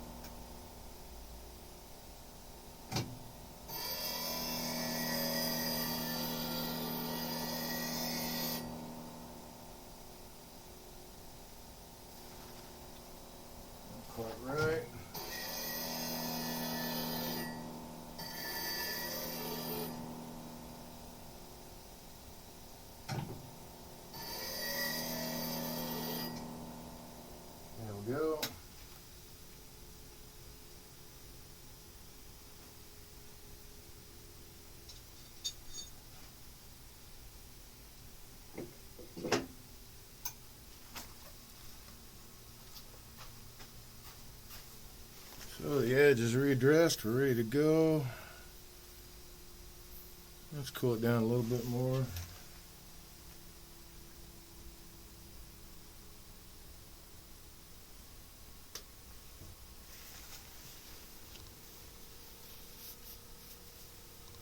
Well, I don't know why I'm drying it off. That doesn't make much sense.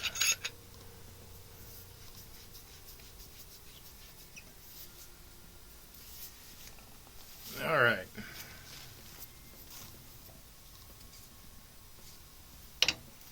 See what my thickness is like. Okay. Doing good.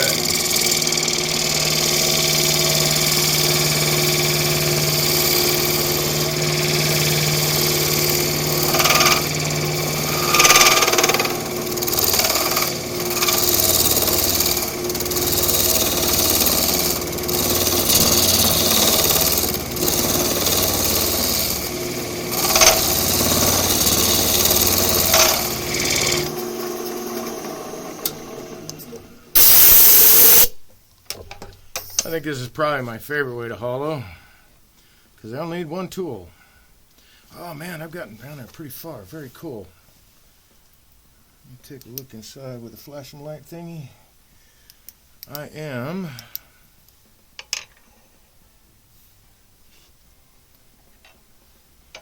that deep, so I'm almost down to the bottom of my hole, and then I can form the bottom with this guy when that's all done. So very cool.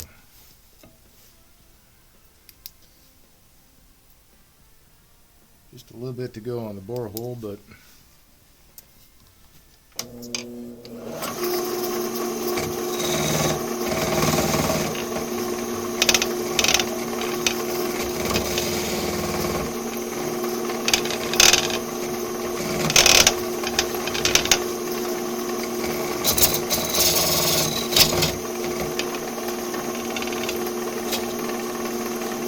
at the center, not quite. That's not quite.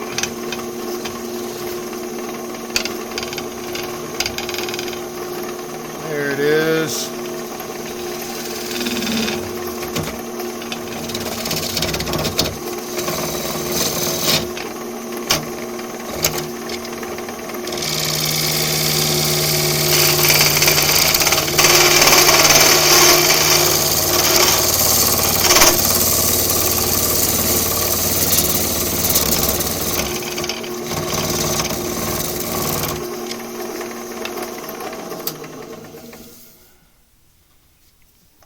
Pretty even thicknesses, but the piece is too thick.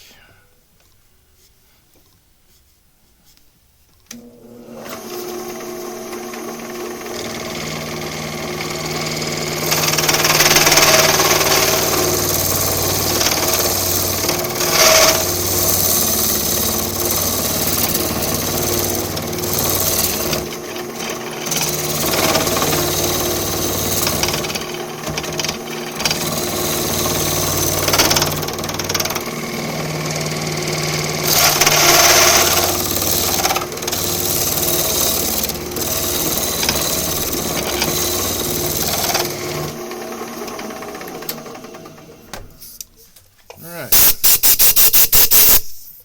what do we got there? Okay, we're almost to the thickness that I will be happy with. Let's take a peek down there with the flashy light thingy. Yeah, that's looking really nice.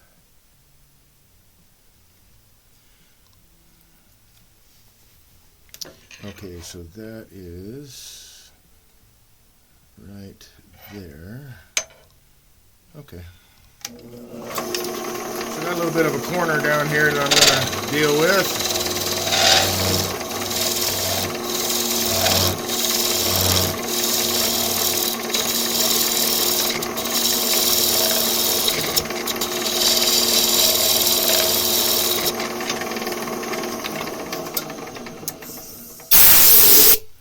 Make it a little easier to get back down around the other side with the opposite end of the curve that I'm moving. I'm really moving in a straight line, actually.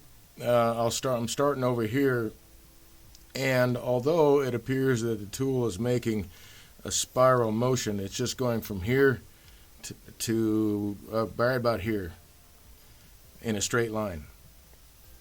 And get a lot of that by once you get a feel for how it feels to have the tool cutting this way.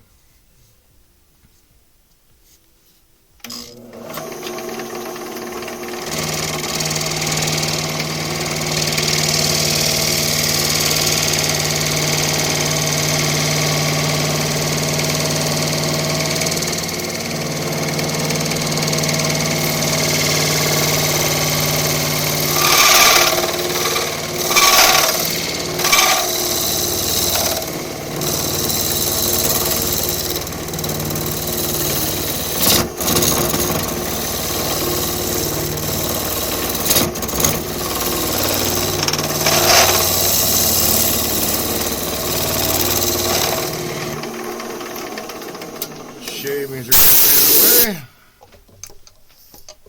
How does that feel? Man, this is moving along really nicely, even with that bark issue right there. Hopefully it stays in place long enough to finish this. But then that bark will come out, so it'll leave a nice little... Dang, man, come to think of it, I may leave this collar up here with that bark piece out. That'll make a nice little voidy notch thingy. Yeah, we'll see. We'll see if it's how well it survives.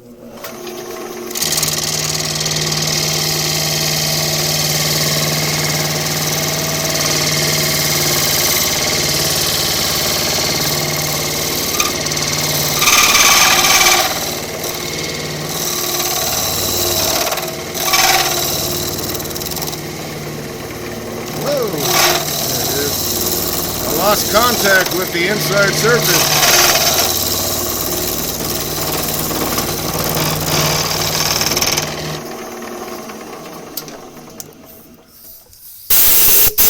Shavings are bouncing me around a little bit. And I don't want to lose contact with the inside surface. That is a bad move because then if you're hunting and finding, you can get a catch really, really easy. Yeah, still got more to go.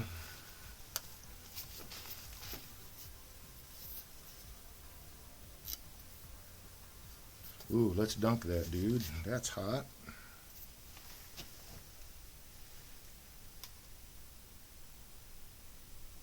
So, Marv, I don't know if you're still with me there. You got a chance to turn anything today? Have you turned any of that cherry yet?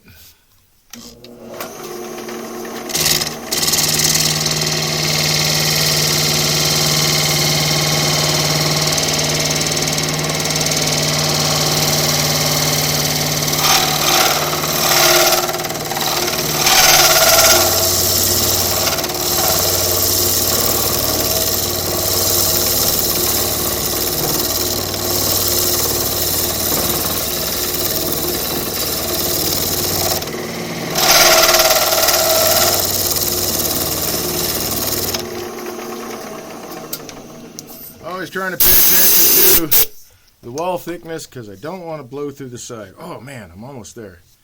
That is a really nice thickness. I think I could almost, yeah, I'm almost there.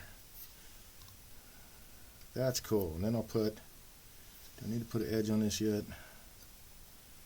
Or refresh or whatever, dress the edge, I guess is the right way to put it. Nope, I just need to get the wet wood off of the cutting surface. It's gumming it up a bit. That's nice and smooth too. So you don't, like I say, you want to ease into it. You don't want to just jam it in there. You know what happens when you jam a point into your piece? You get a catch. Unless you're new to wood turning, you don't know that. If you jam the point right into it, pretty much regardless of whatever tool you got, you're going to get a catch. So in this case, I'm not trying to just jam it in there. I'm working my way in and allowing the cutting edge to do its job and supporting it in doing that, but not in a fast, aggressive fashion.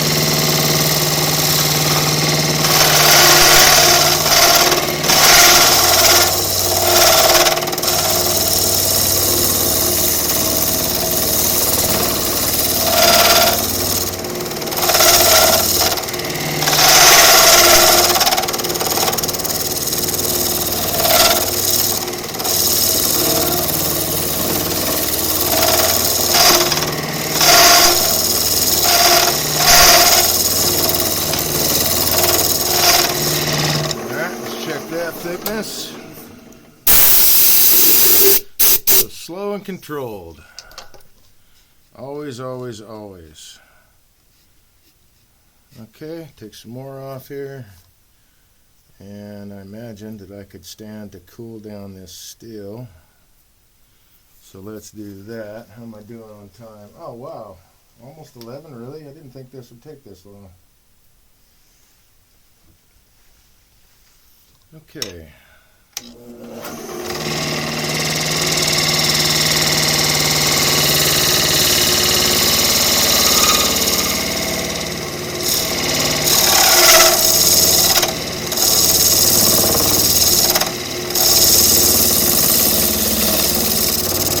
So I don't have a death grip on the tool. I just have a firm grip on the tool.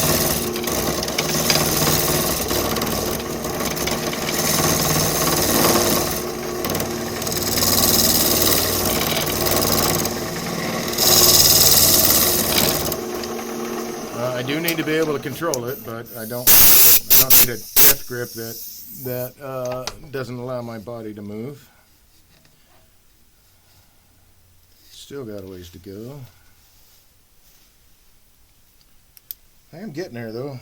It's a nice surface on the inside too.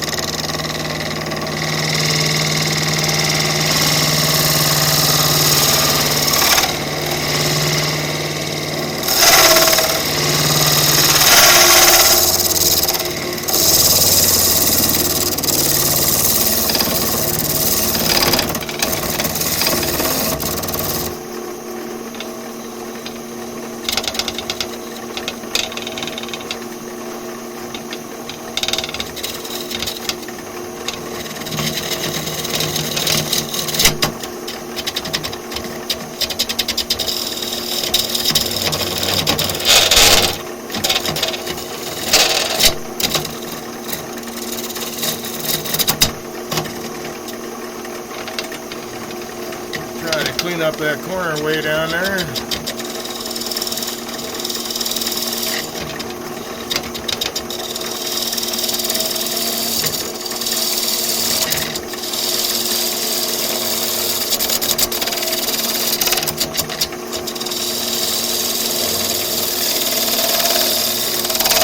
There we go. And it's time to put a fresh edge. Time to dress the edge on this dude. And cool it down too, because that's hot.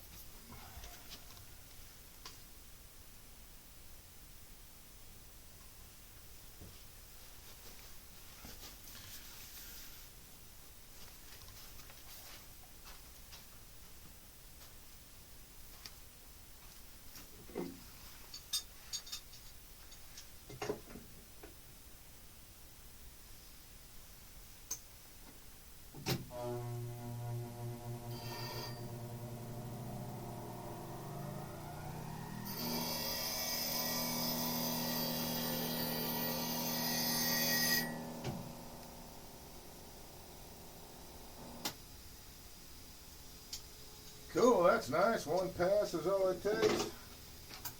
I'll take that.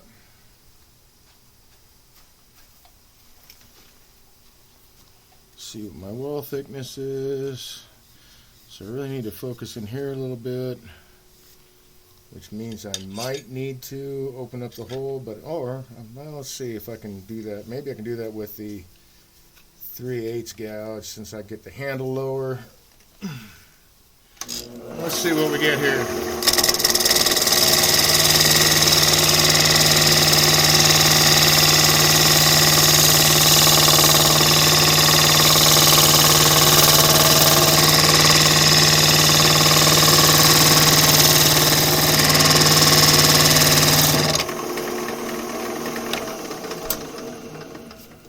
All that knocking around is that piece of bark.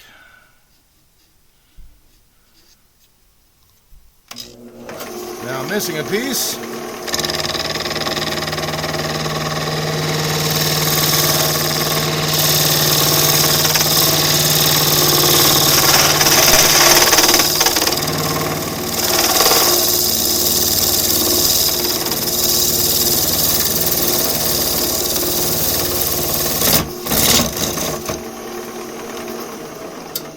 down to my bottom edge there.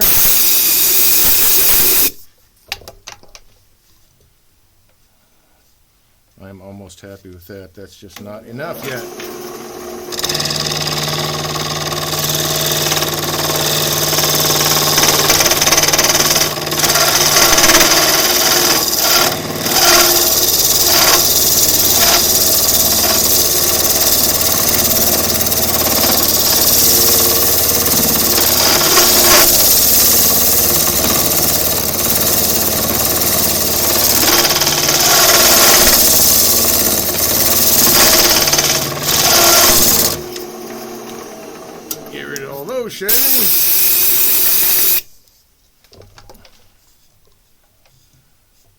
So that's good. I really need to focus on here. So I'm going to go with the 3/8 inch gouge because I can get the handle in and things in a little closer.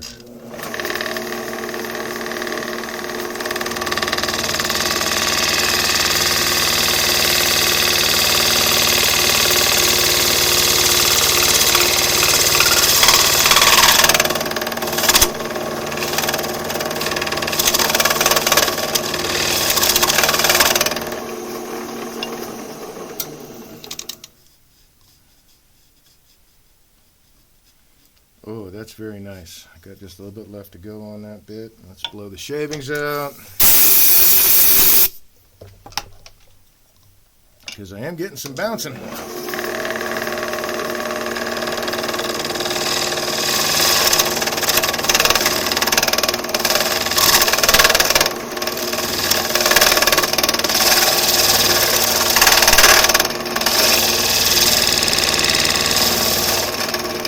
I'm keeping constant contact with this side of the wall of this thing. And again, that's why these things heat up. But if I don't, then it's catch city. It's not a good scene. All right.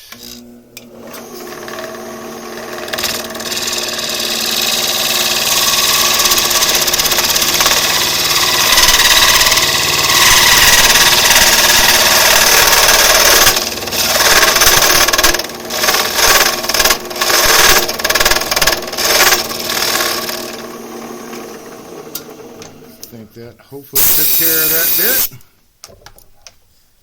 Yep, sure did. Good deal. Now I can focus on the rest of this.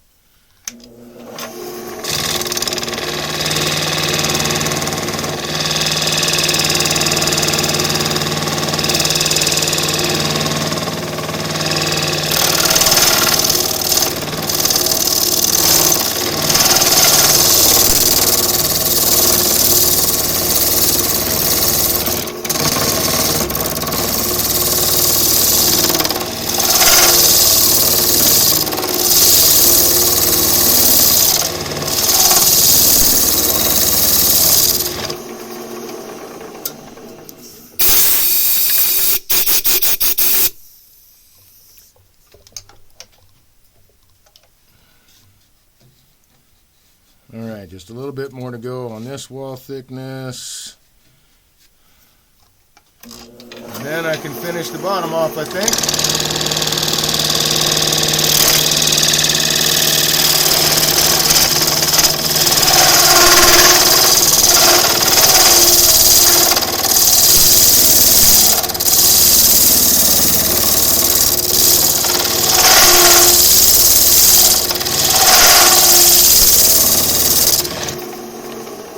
See how that feels?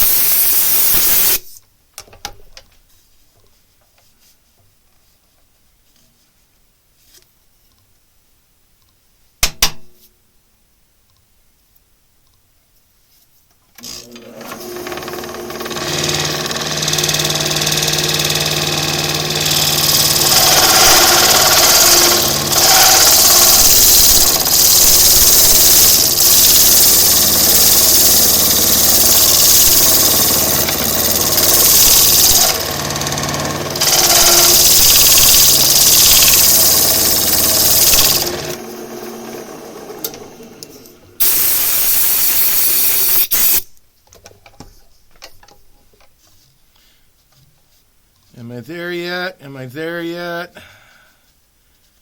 Just need to get a little bit right up in here.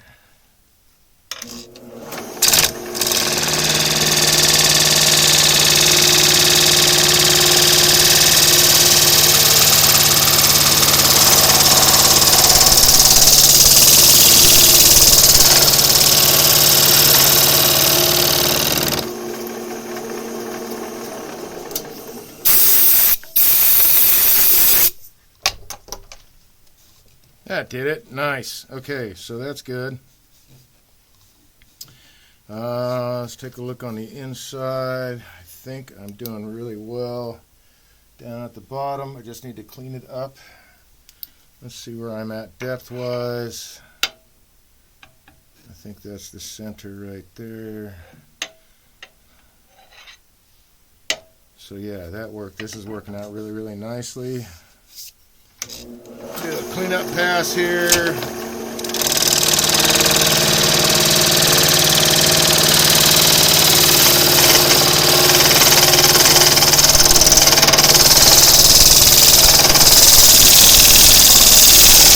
Whoa! And I went too far, so I've come through it now. The wall thickness is good right up to that point. That is a huge bummer. Almost had it though. Okay. Well, let's see what we can do.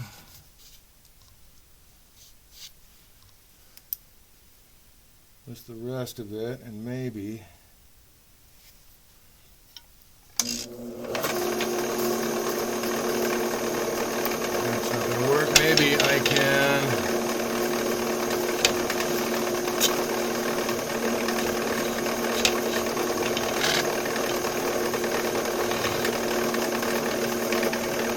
turn it into a resin project if I get the English out.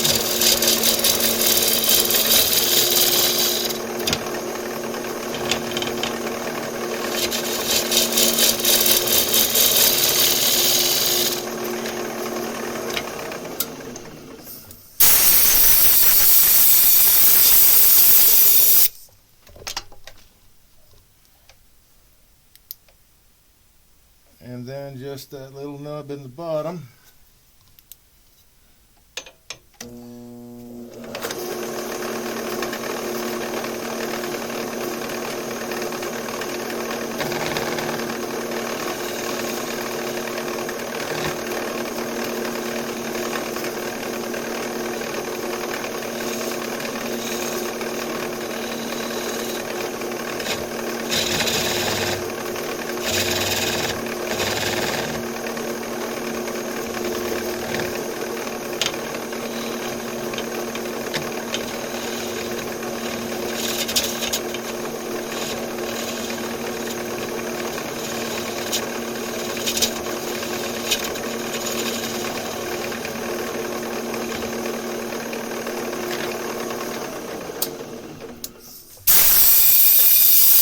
Come on out of there.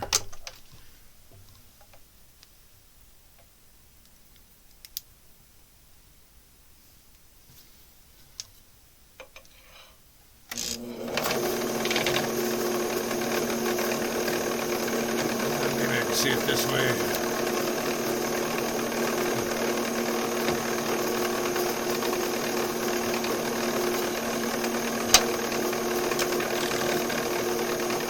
Not so much.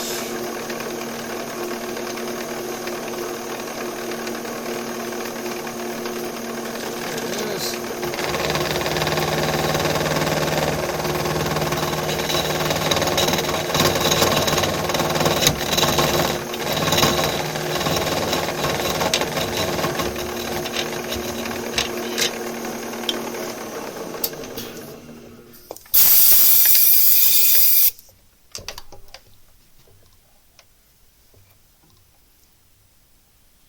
Alrighty. And that is right where I want it.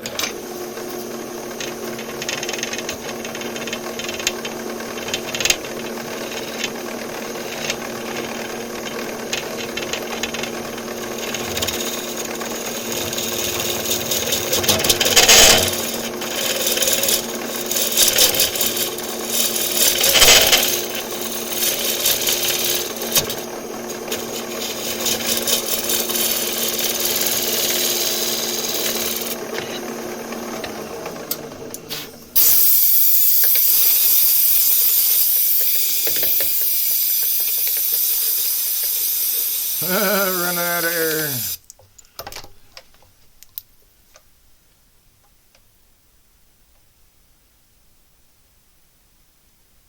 Okay, that's really clean on the inside. So I now need to make a decision what I'm going to do to... So I want this to dry.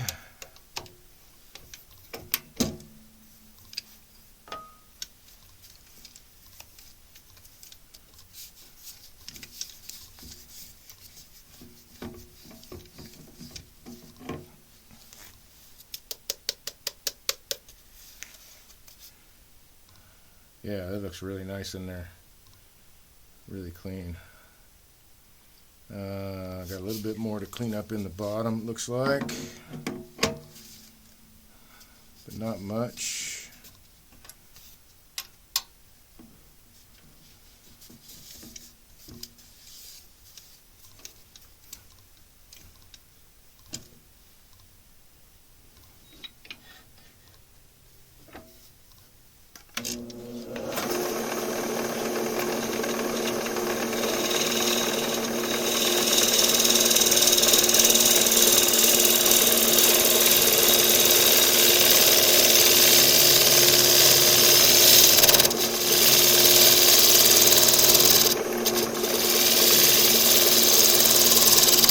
So I'm going for a specific sound of the cut to know that I've got that cleaned off. I think that was it. Well, this is what happens when you don't leave your compressor on. See this side? Yep, that cleaned it up. You can tell by the quality of the cut, even though you can't see, how the cutting surface is in relation to the timber or whatever it is you're turning. It's something that comes with practice, but you can get a feel for it. So that's all cleaned up on the inside. Now I just need to finish the outside.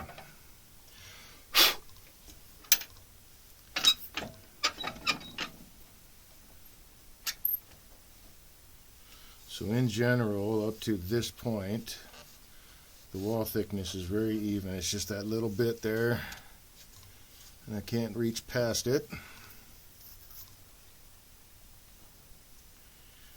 So this might indeed become a resin project, which is okay. The whole idea was to practice, turn a hollow form, practice my back hollowing, practice some teaching skills. Hey, why not? So let's see, if I do this, let's do this.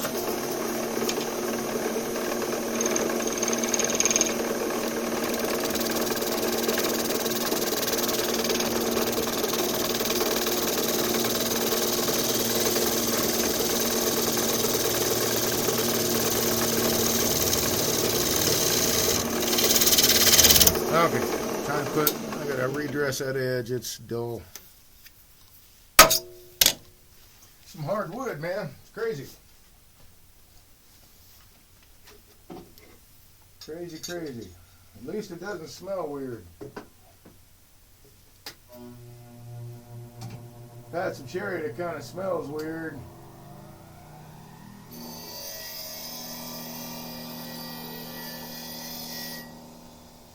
How do you quantify weird? Almost smells like vomit to me. Some cherry that I've turned.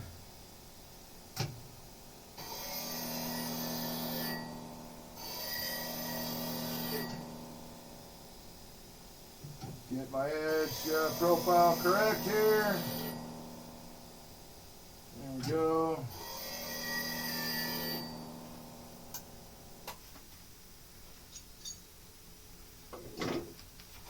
And I can finish the piece, at least so far as it is right now. We'll see what happens to it when it dries.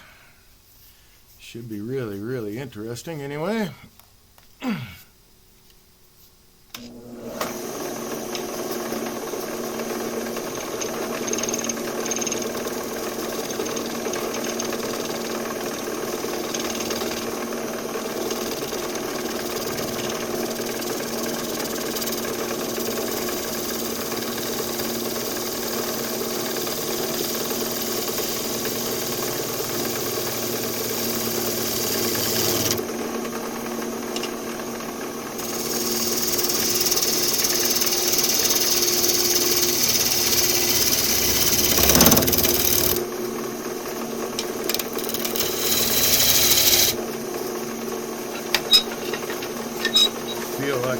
quite in the right spot with the tool rest.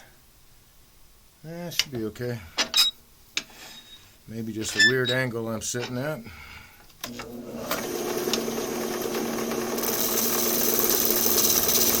Love this sound. This is one of my favorite sounds of wood turning.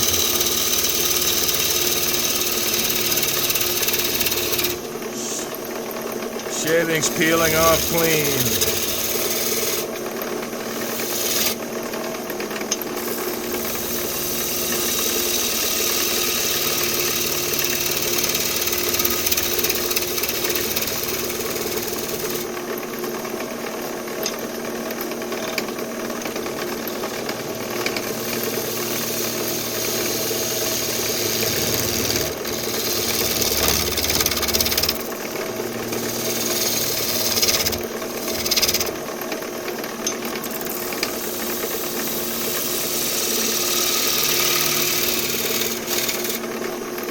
Had an interesting thought. What if I made this base?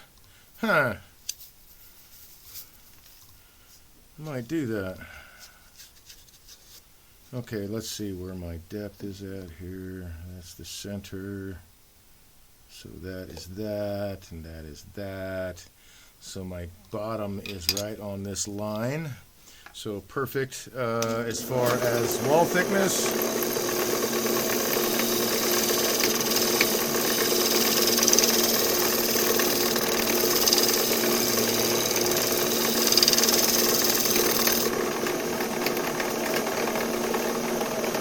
Yeah, that's a nice shape. I like that.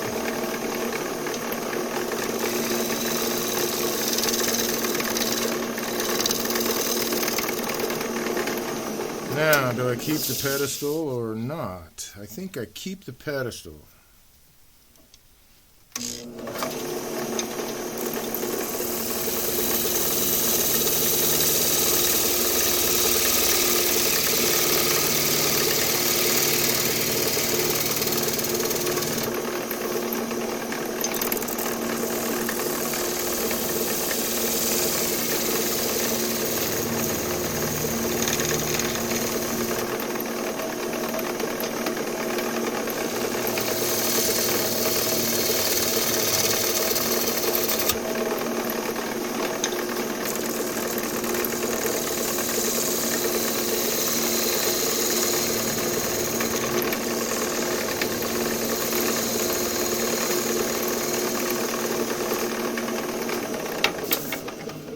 Nice cove.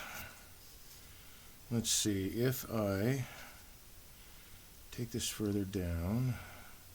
I want to try to put a bead down here.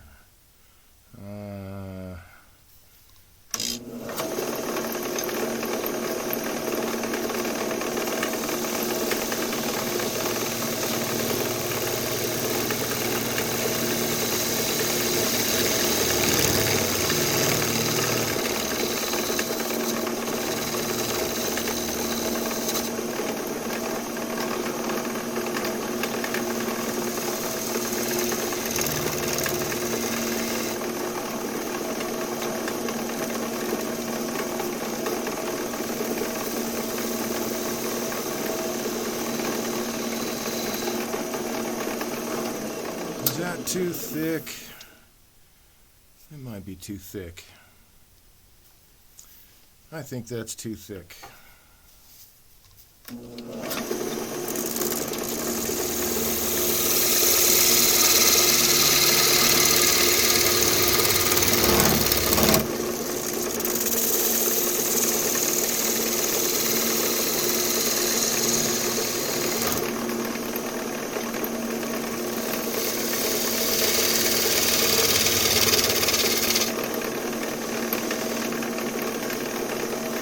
Can't fall off the tool rest. I was worried I was going to fall off the tool rest.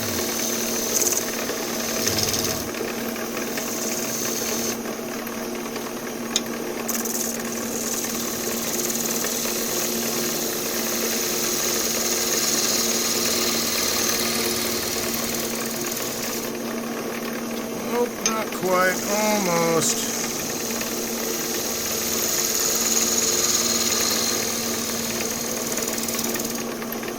My my cove more in the middle than onto one side or the other. It's still not quite right.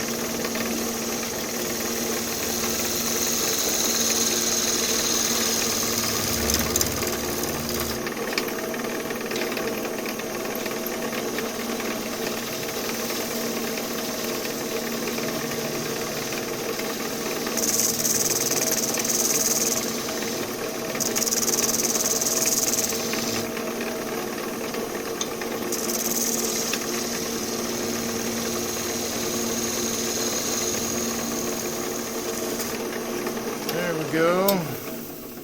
Now I think I need to bring this guy into view because the larger tool steel is getting in its own way.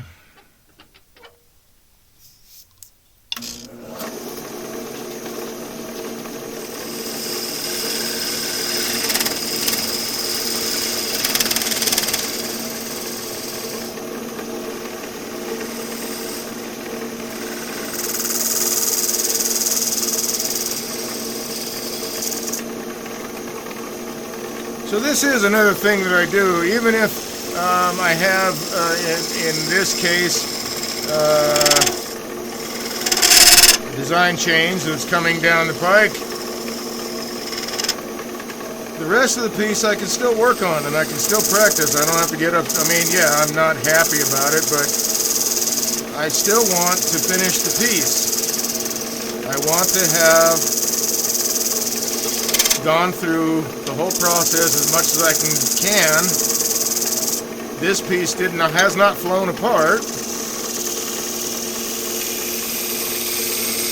so it's not like a total loss. So there's always a possibility that I can recover.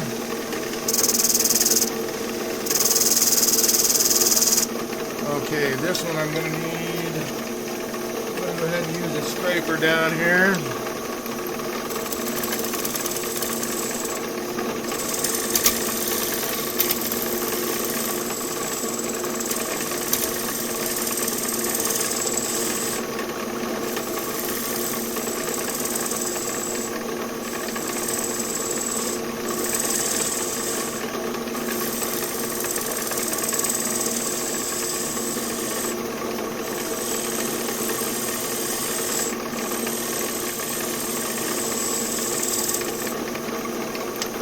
And I can sand the rest of that. I think that is a good looking cove. Just making some minor adjustments here to the curve. Really light pressure. Still not quite the way I want it, so we'll move in here.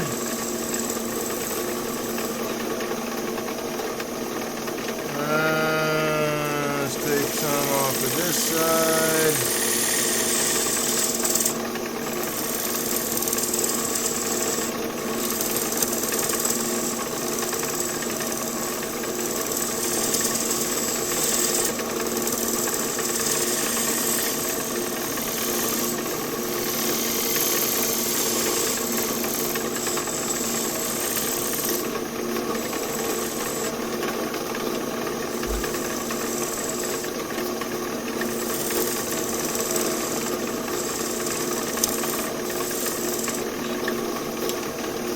I may be being a little fiddly with it or spinning it, but I want to spend the extra time. I want to have the best possible piece I can get. So let's work on this bead a little bit more.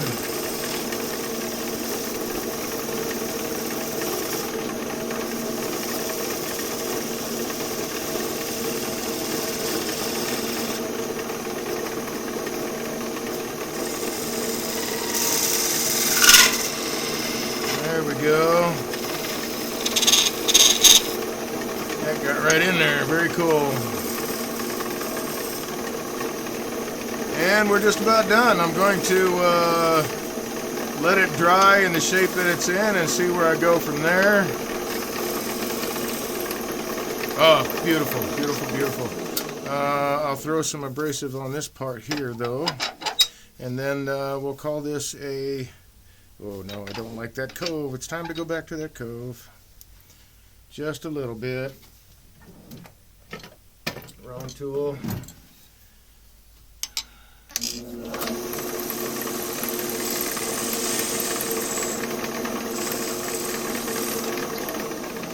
That'll take care of it almost.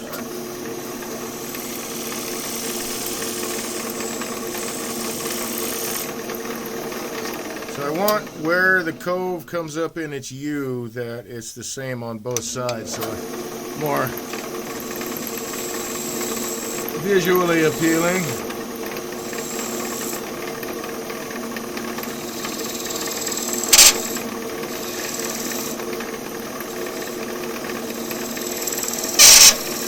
Doesn't look unbalanced. I'm using the burr on the scraper to give myself as good a surface as I can get. I know I'm going to stick some abrasive down in there, but that looks really, really smooth and nice. Okay, I like it. They both go the same direction, and my OG is pretty much in the center. Let me just tweak it a little bit. Nope. Come on, Dave, you got this.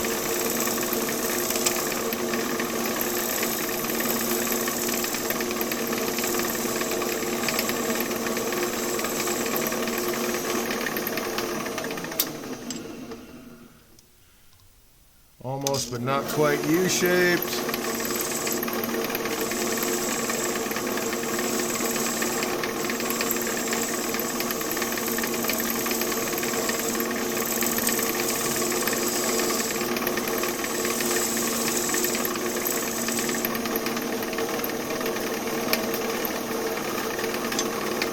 I'll take that.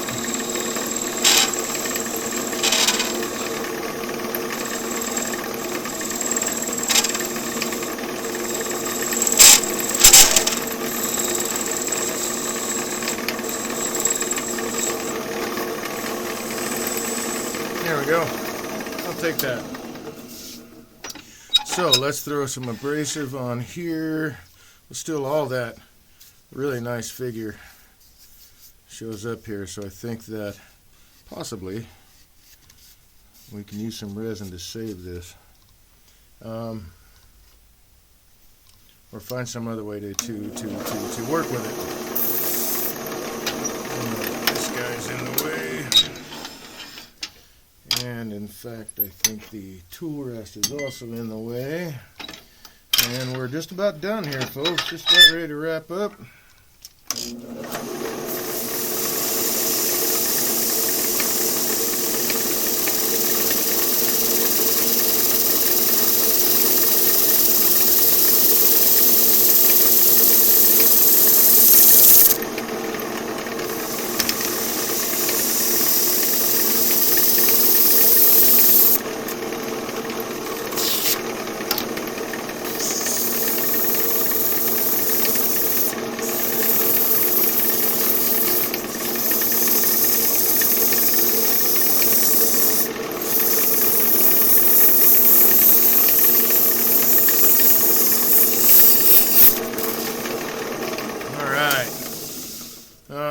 Do I have enough? Oh, I do have enough strength for that. I'm going to finish off that collar, because the thing is done. Forgot about that bit. Let's get this back here. Come on, where is that little divot?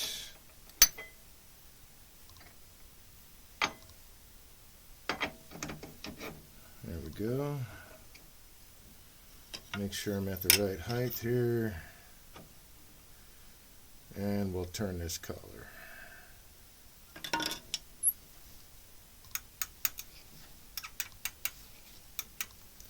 Just be taking light cuts.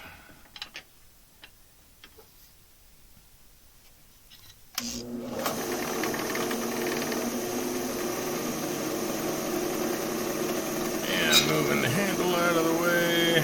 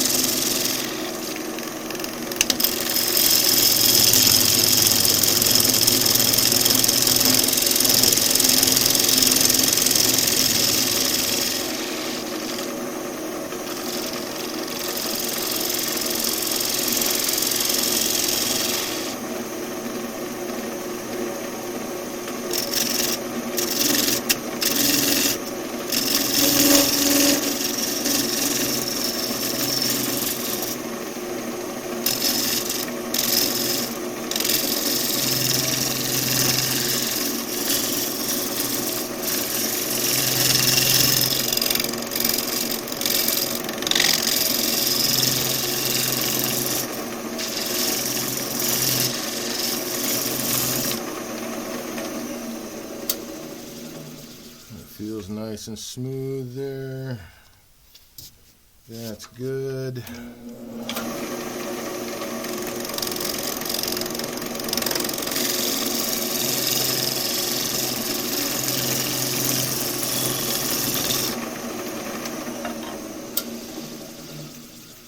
Okay, digging that. So now I just got to round off this side. Well, what am I going to do? Am I going to round it off, or do I scallop it? Ooh, I think I'll scallop it. I think that's what I will do. Yeah, I got enough strength for that, I think.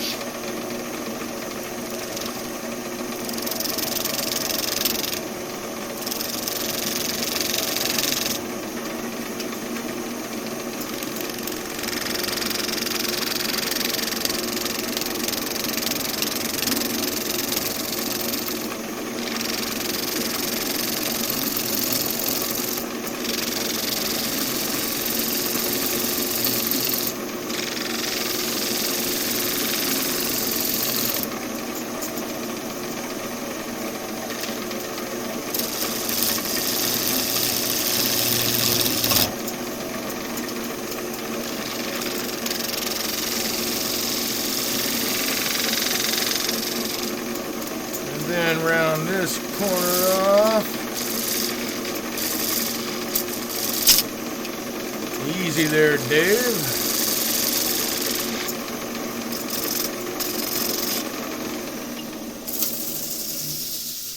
See, how does that look? Do a little bit more there.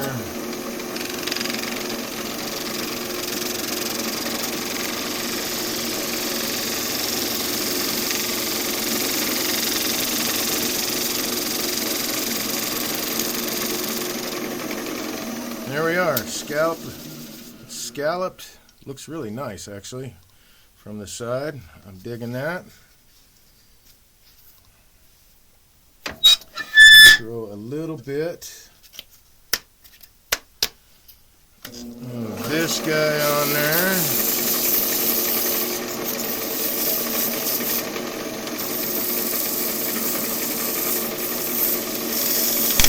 Oh, hello.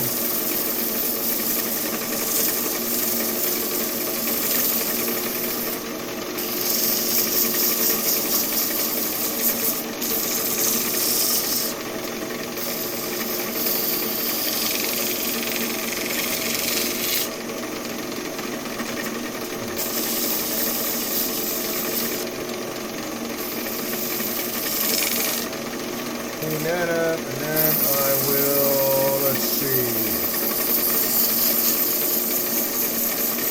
I think I will make a demarcation line for the neck of the piece, and then call this done.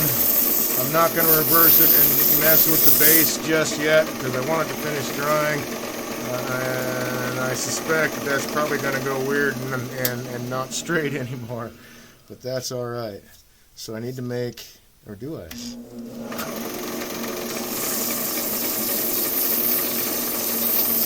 Should I?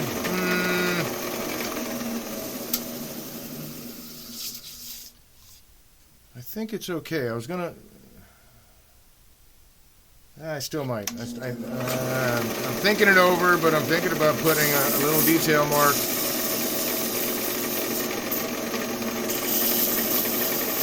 right off the scalloped lip of the neck.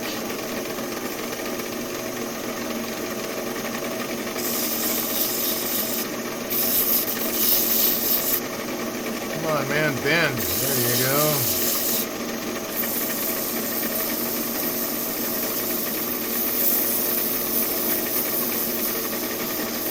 So I'll make it right here. After I get this cleaned up. Come on, man, sand away. There it is. So we'll make just a little detail mark right here.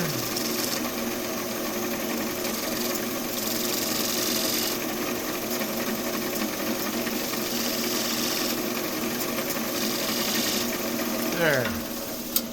Now it almost looks like that collar was added after the fact, which I think is groovy.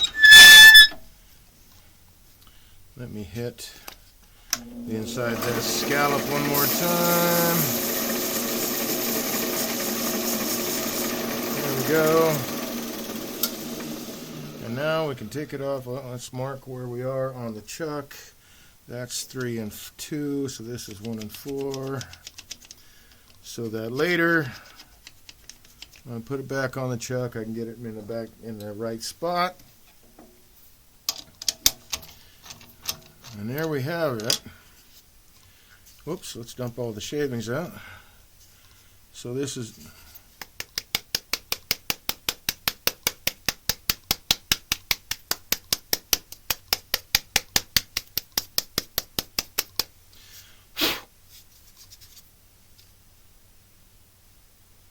yeah, it looks really cool. So anyway, that's the shape of the piece.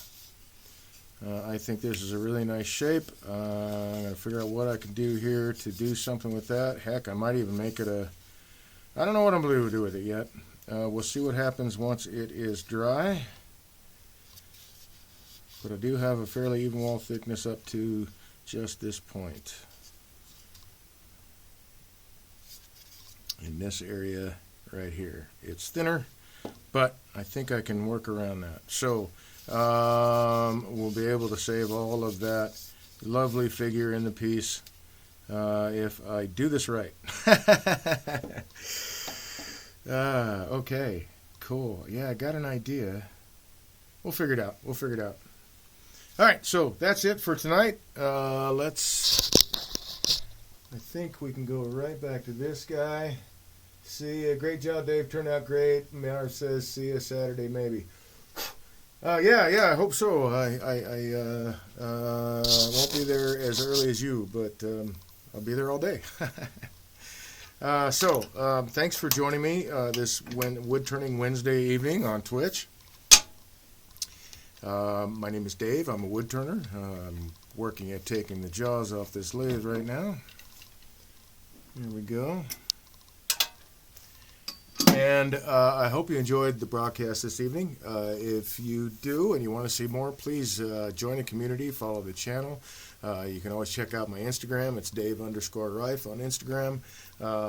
My website is in the chat. The link to my website's in the chat. It's woodturns2.art.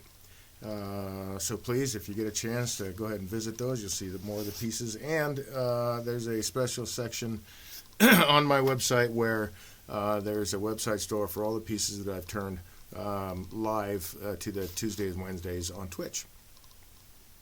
I got a couple more to upload, and this one will eventually find its way. I'm liking this. This is nice. I wonder if I can get rid of... Can I? Maybe? Maybe not.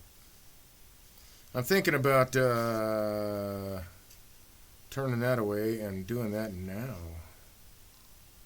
You know, I think I will. I'll do that now before I walk away. But we are wrapping up the broadcast, so thank you very much for joining me. I'm going to turn this away. I'll go ahead. This will be the outro, I guess you could say, the outro to the evening.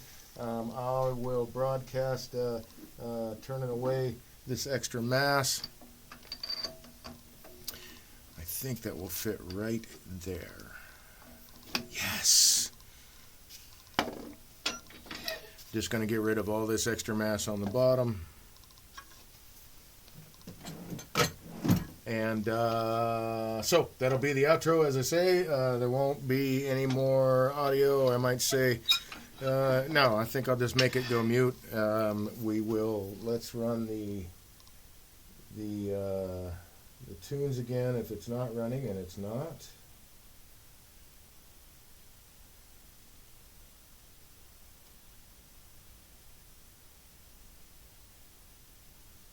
And it should be, whoops, my computer just went dark. There we go.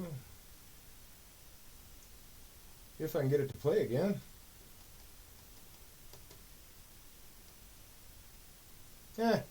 Oh well. No worries. We'll just turn this away. going to bring up my tailstock.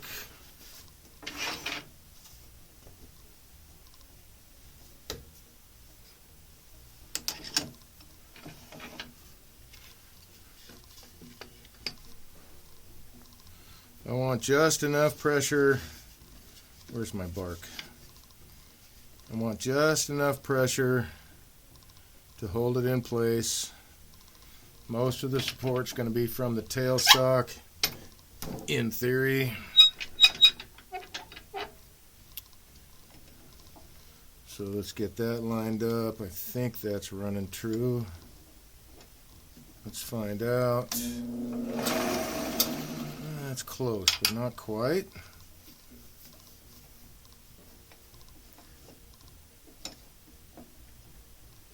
So not a lot of pressure pushing in either, not a lot of pressure from the chuck. Just enough to hold everything in place so I can turn this away. What do I do with my glasses? There they are. Oh, you guys weren't even watching that bit because I had the camera pointed at my bald head. Alright, so not much pressure here, not much pressure that way, just enough to keep things in place. It's running true right now. I just want to get rid of this mass. Tool rest is too high. And we'll just do it with a spindle gouge. Now it's a little bit low.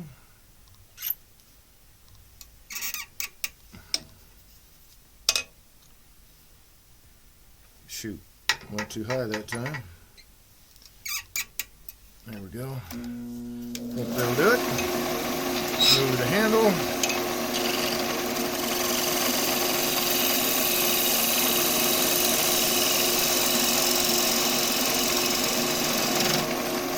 So I'm not aiming to take big, heavy, hogging off cuts because I got a hollow form being squished together right there.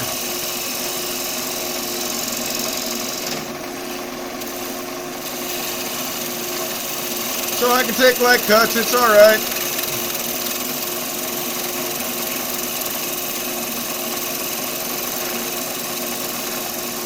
Create a bunch of 1/8 inch wide shavings. Maybe I can go into business making packing materials with wood shavings, huh? And then they can grade them on the thickness of the shaving, so that's an idea actually.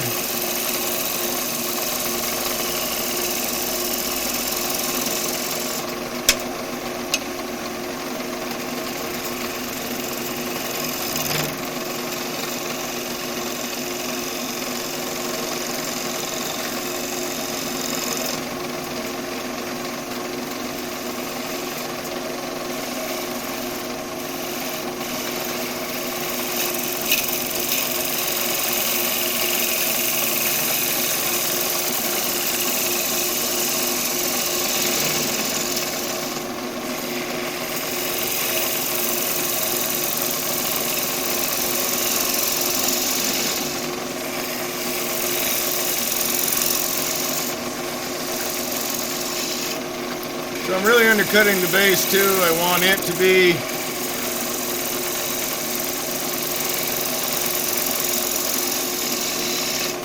semi-hollowed up to this point. I think that'll be enough. I want to leave this for the chuck when I put it back in to place. Eventually, you know what, I might as well do that now too. I was going to say eventually I'll need to round this out, but hey, I'm right here. Let's do it.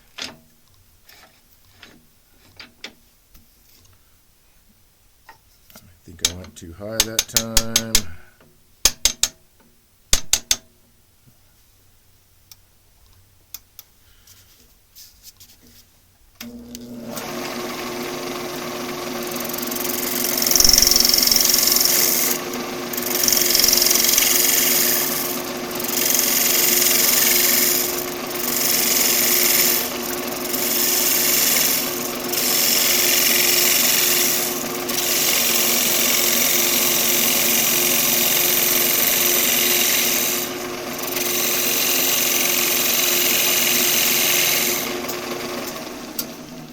Am I close? Yes, yes I am. Very good.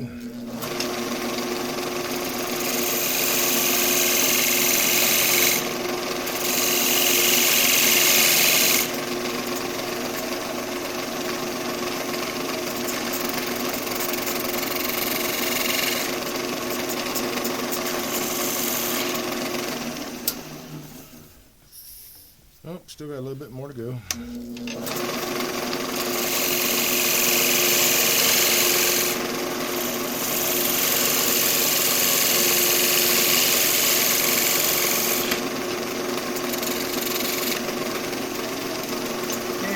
Since I've got to follow the curve or the grain, do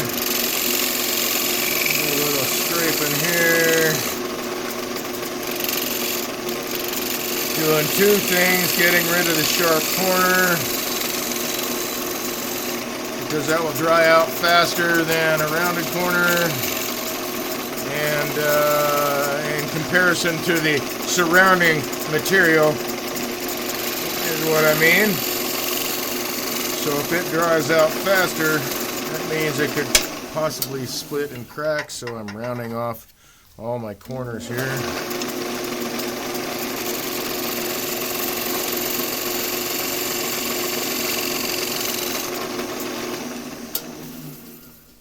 There we go, I pretty much got it. But we know it's me. I'm going to keep after it till I think I have it just the way I want it.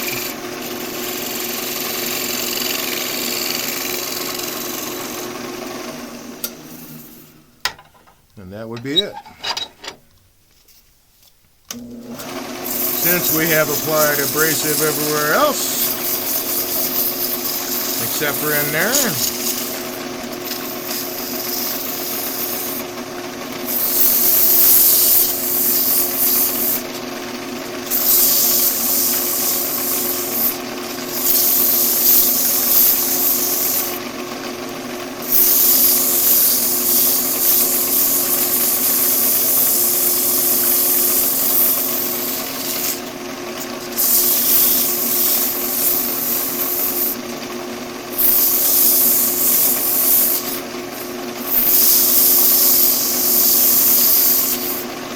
so I guess my biggest takeaway from all, or biggest bit of, I don't know, maybe not advice, I don't know what to call it, but yeah, good, go away. See how the grip that I have on the sandpaper is not super tight, so it got sucked out of my fingers, and I'm okay with that because I don't want to get sucked in to the lathe. Okay, so,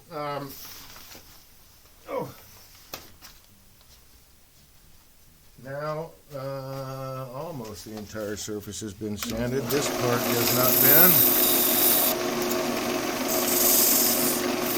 And it looks like I got a little bit of a mark there. So that's gone now.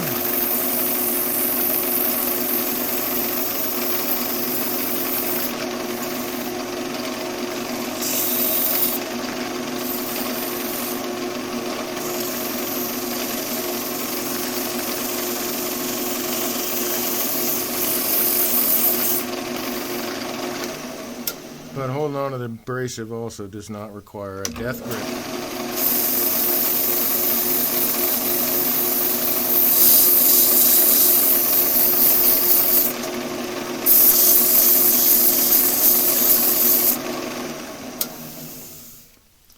There we are. Now the whole surface has been sanded. This was not 220, this is 220. Now let's hit it with the 220 so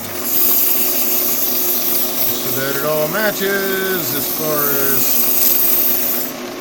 grit and how the grain feels. This will not take long.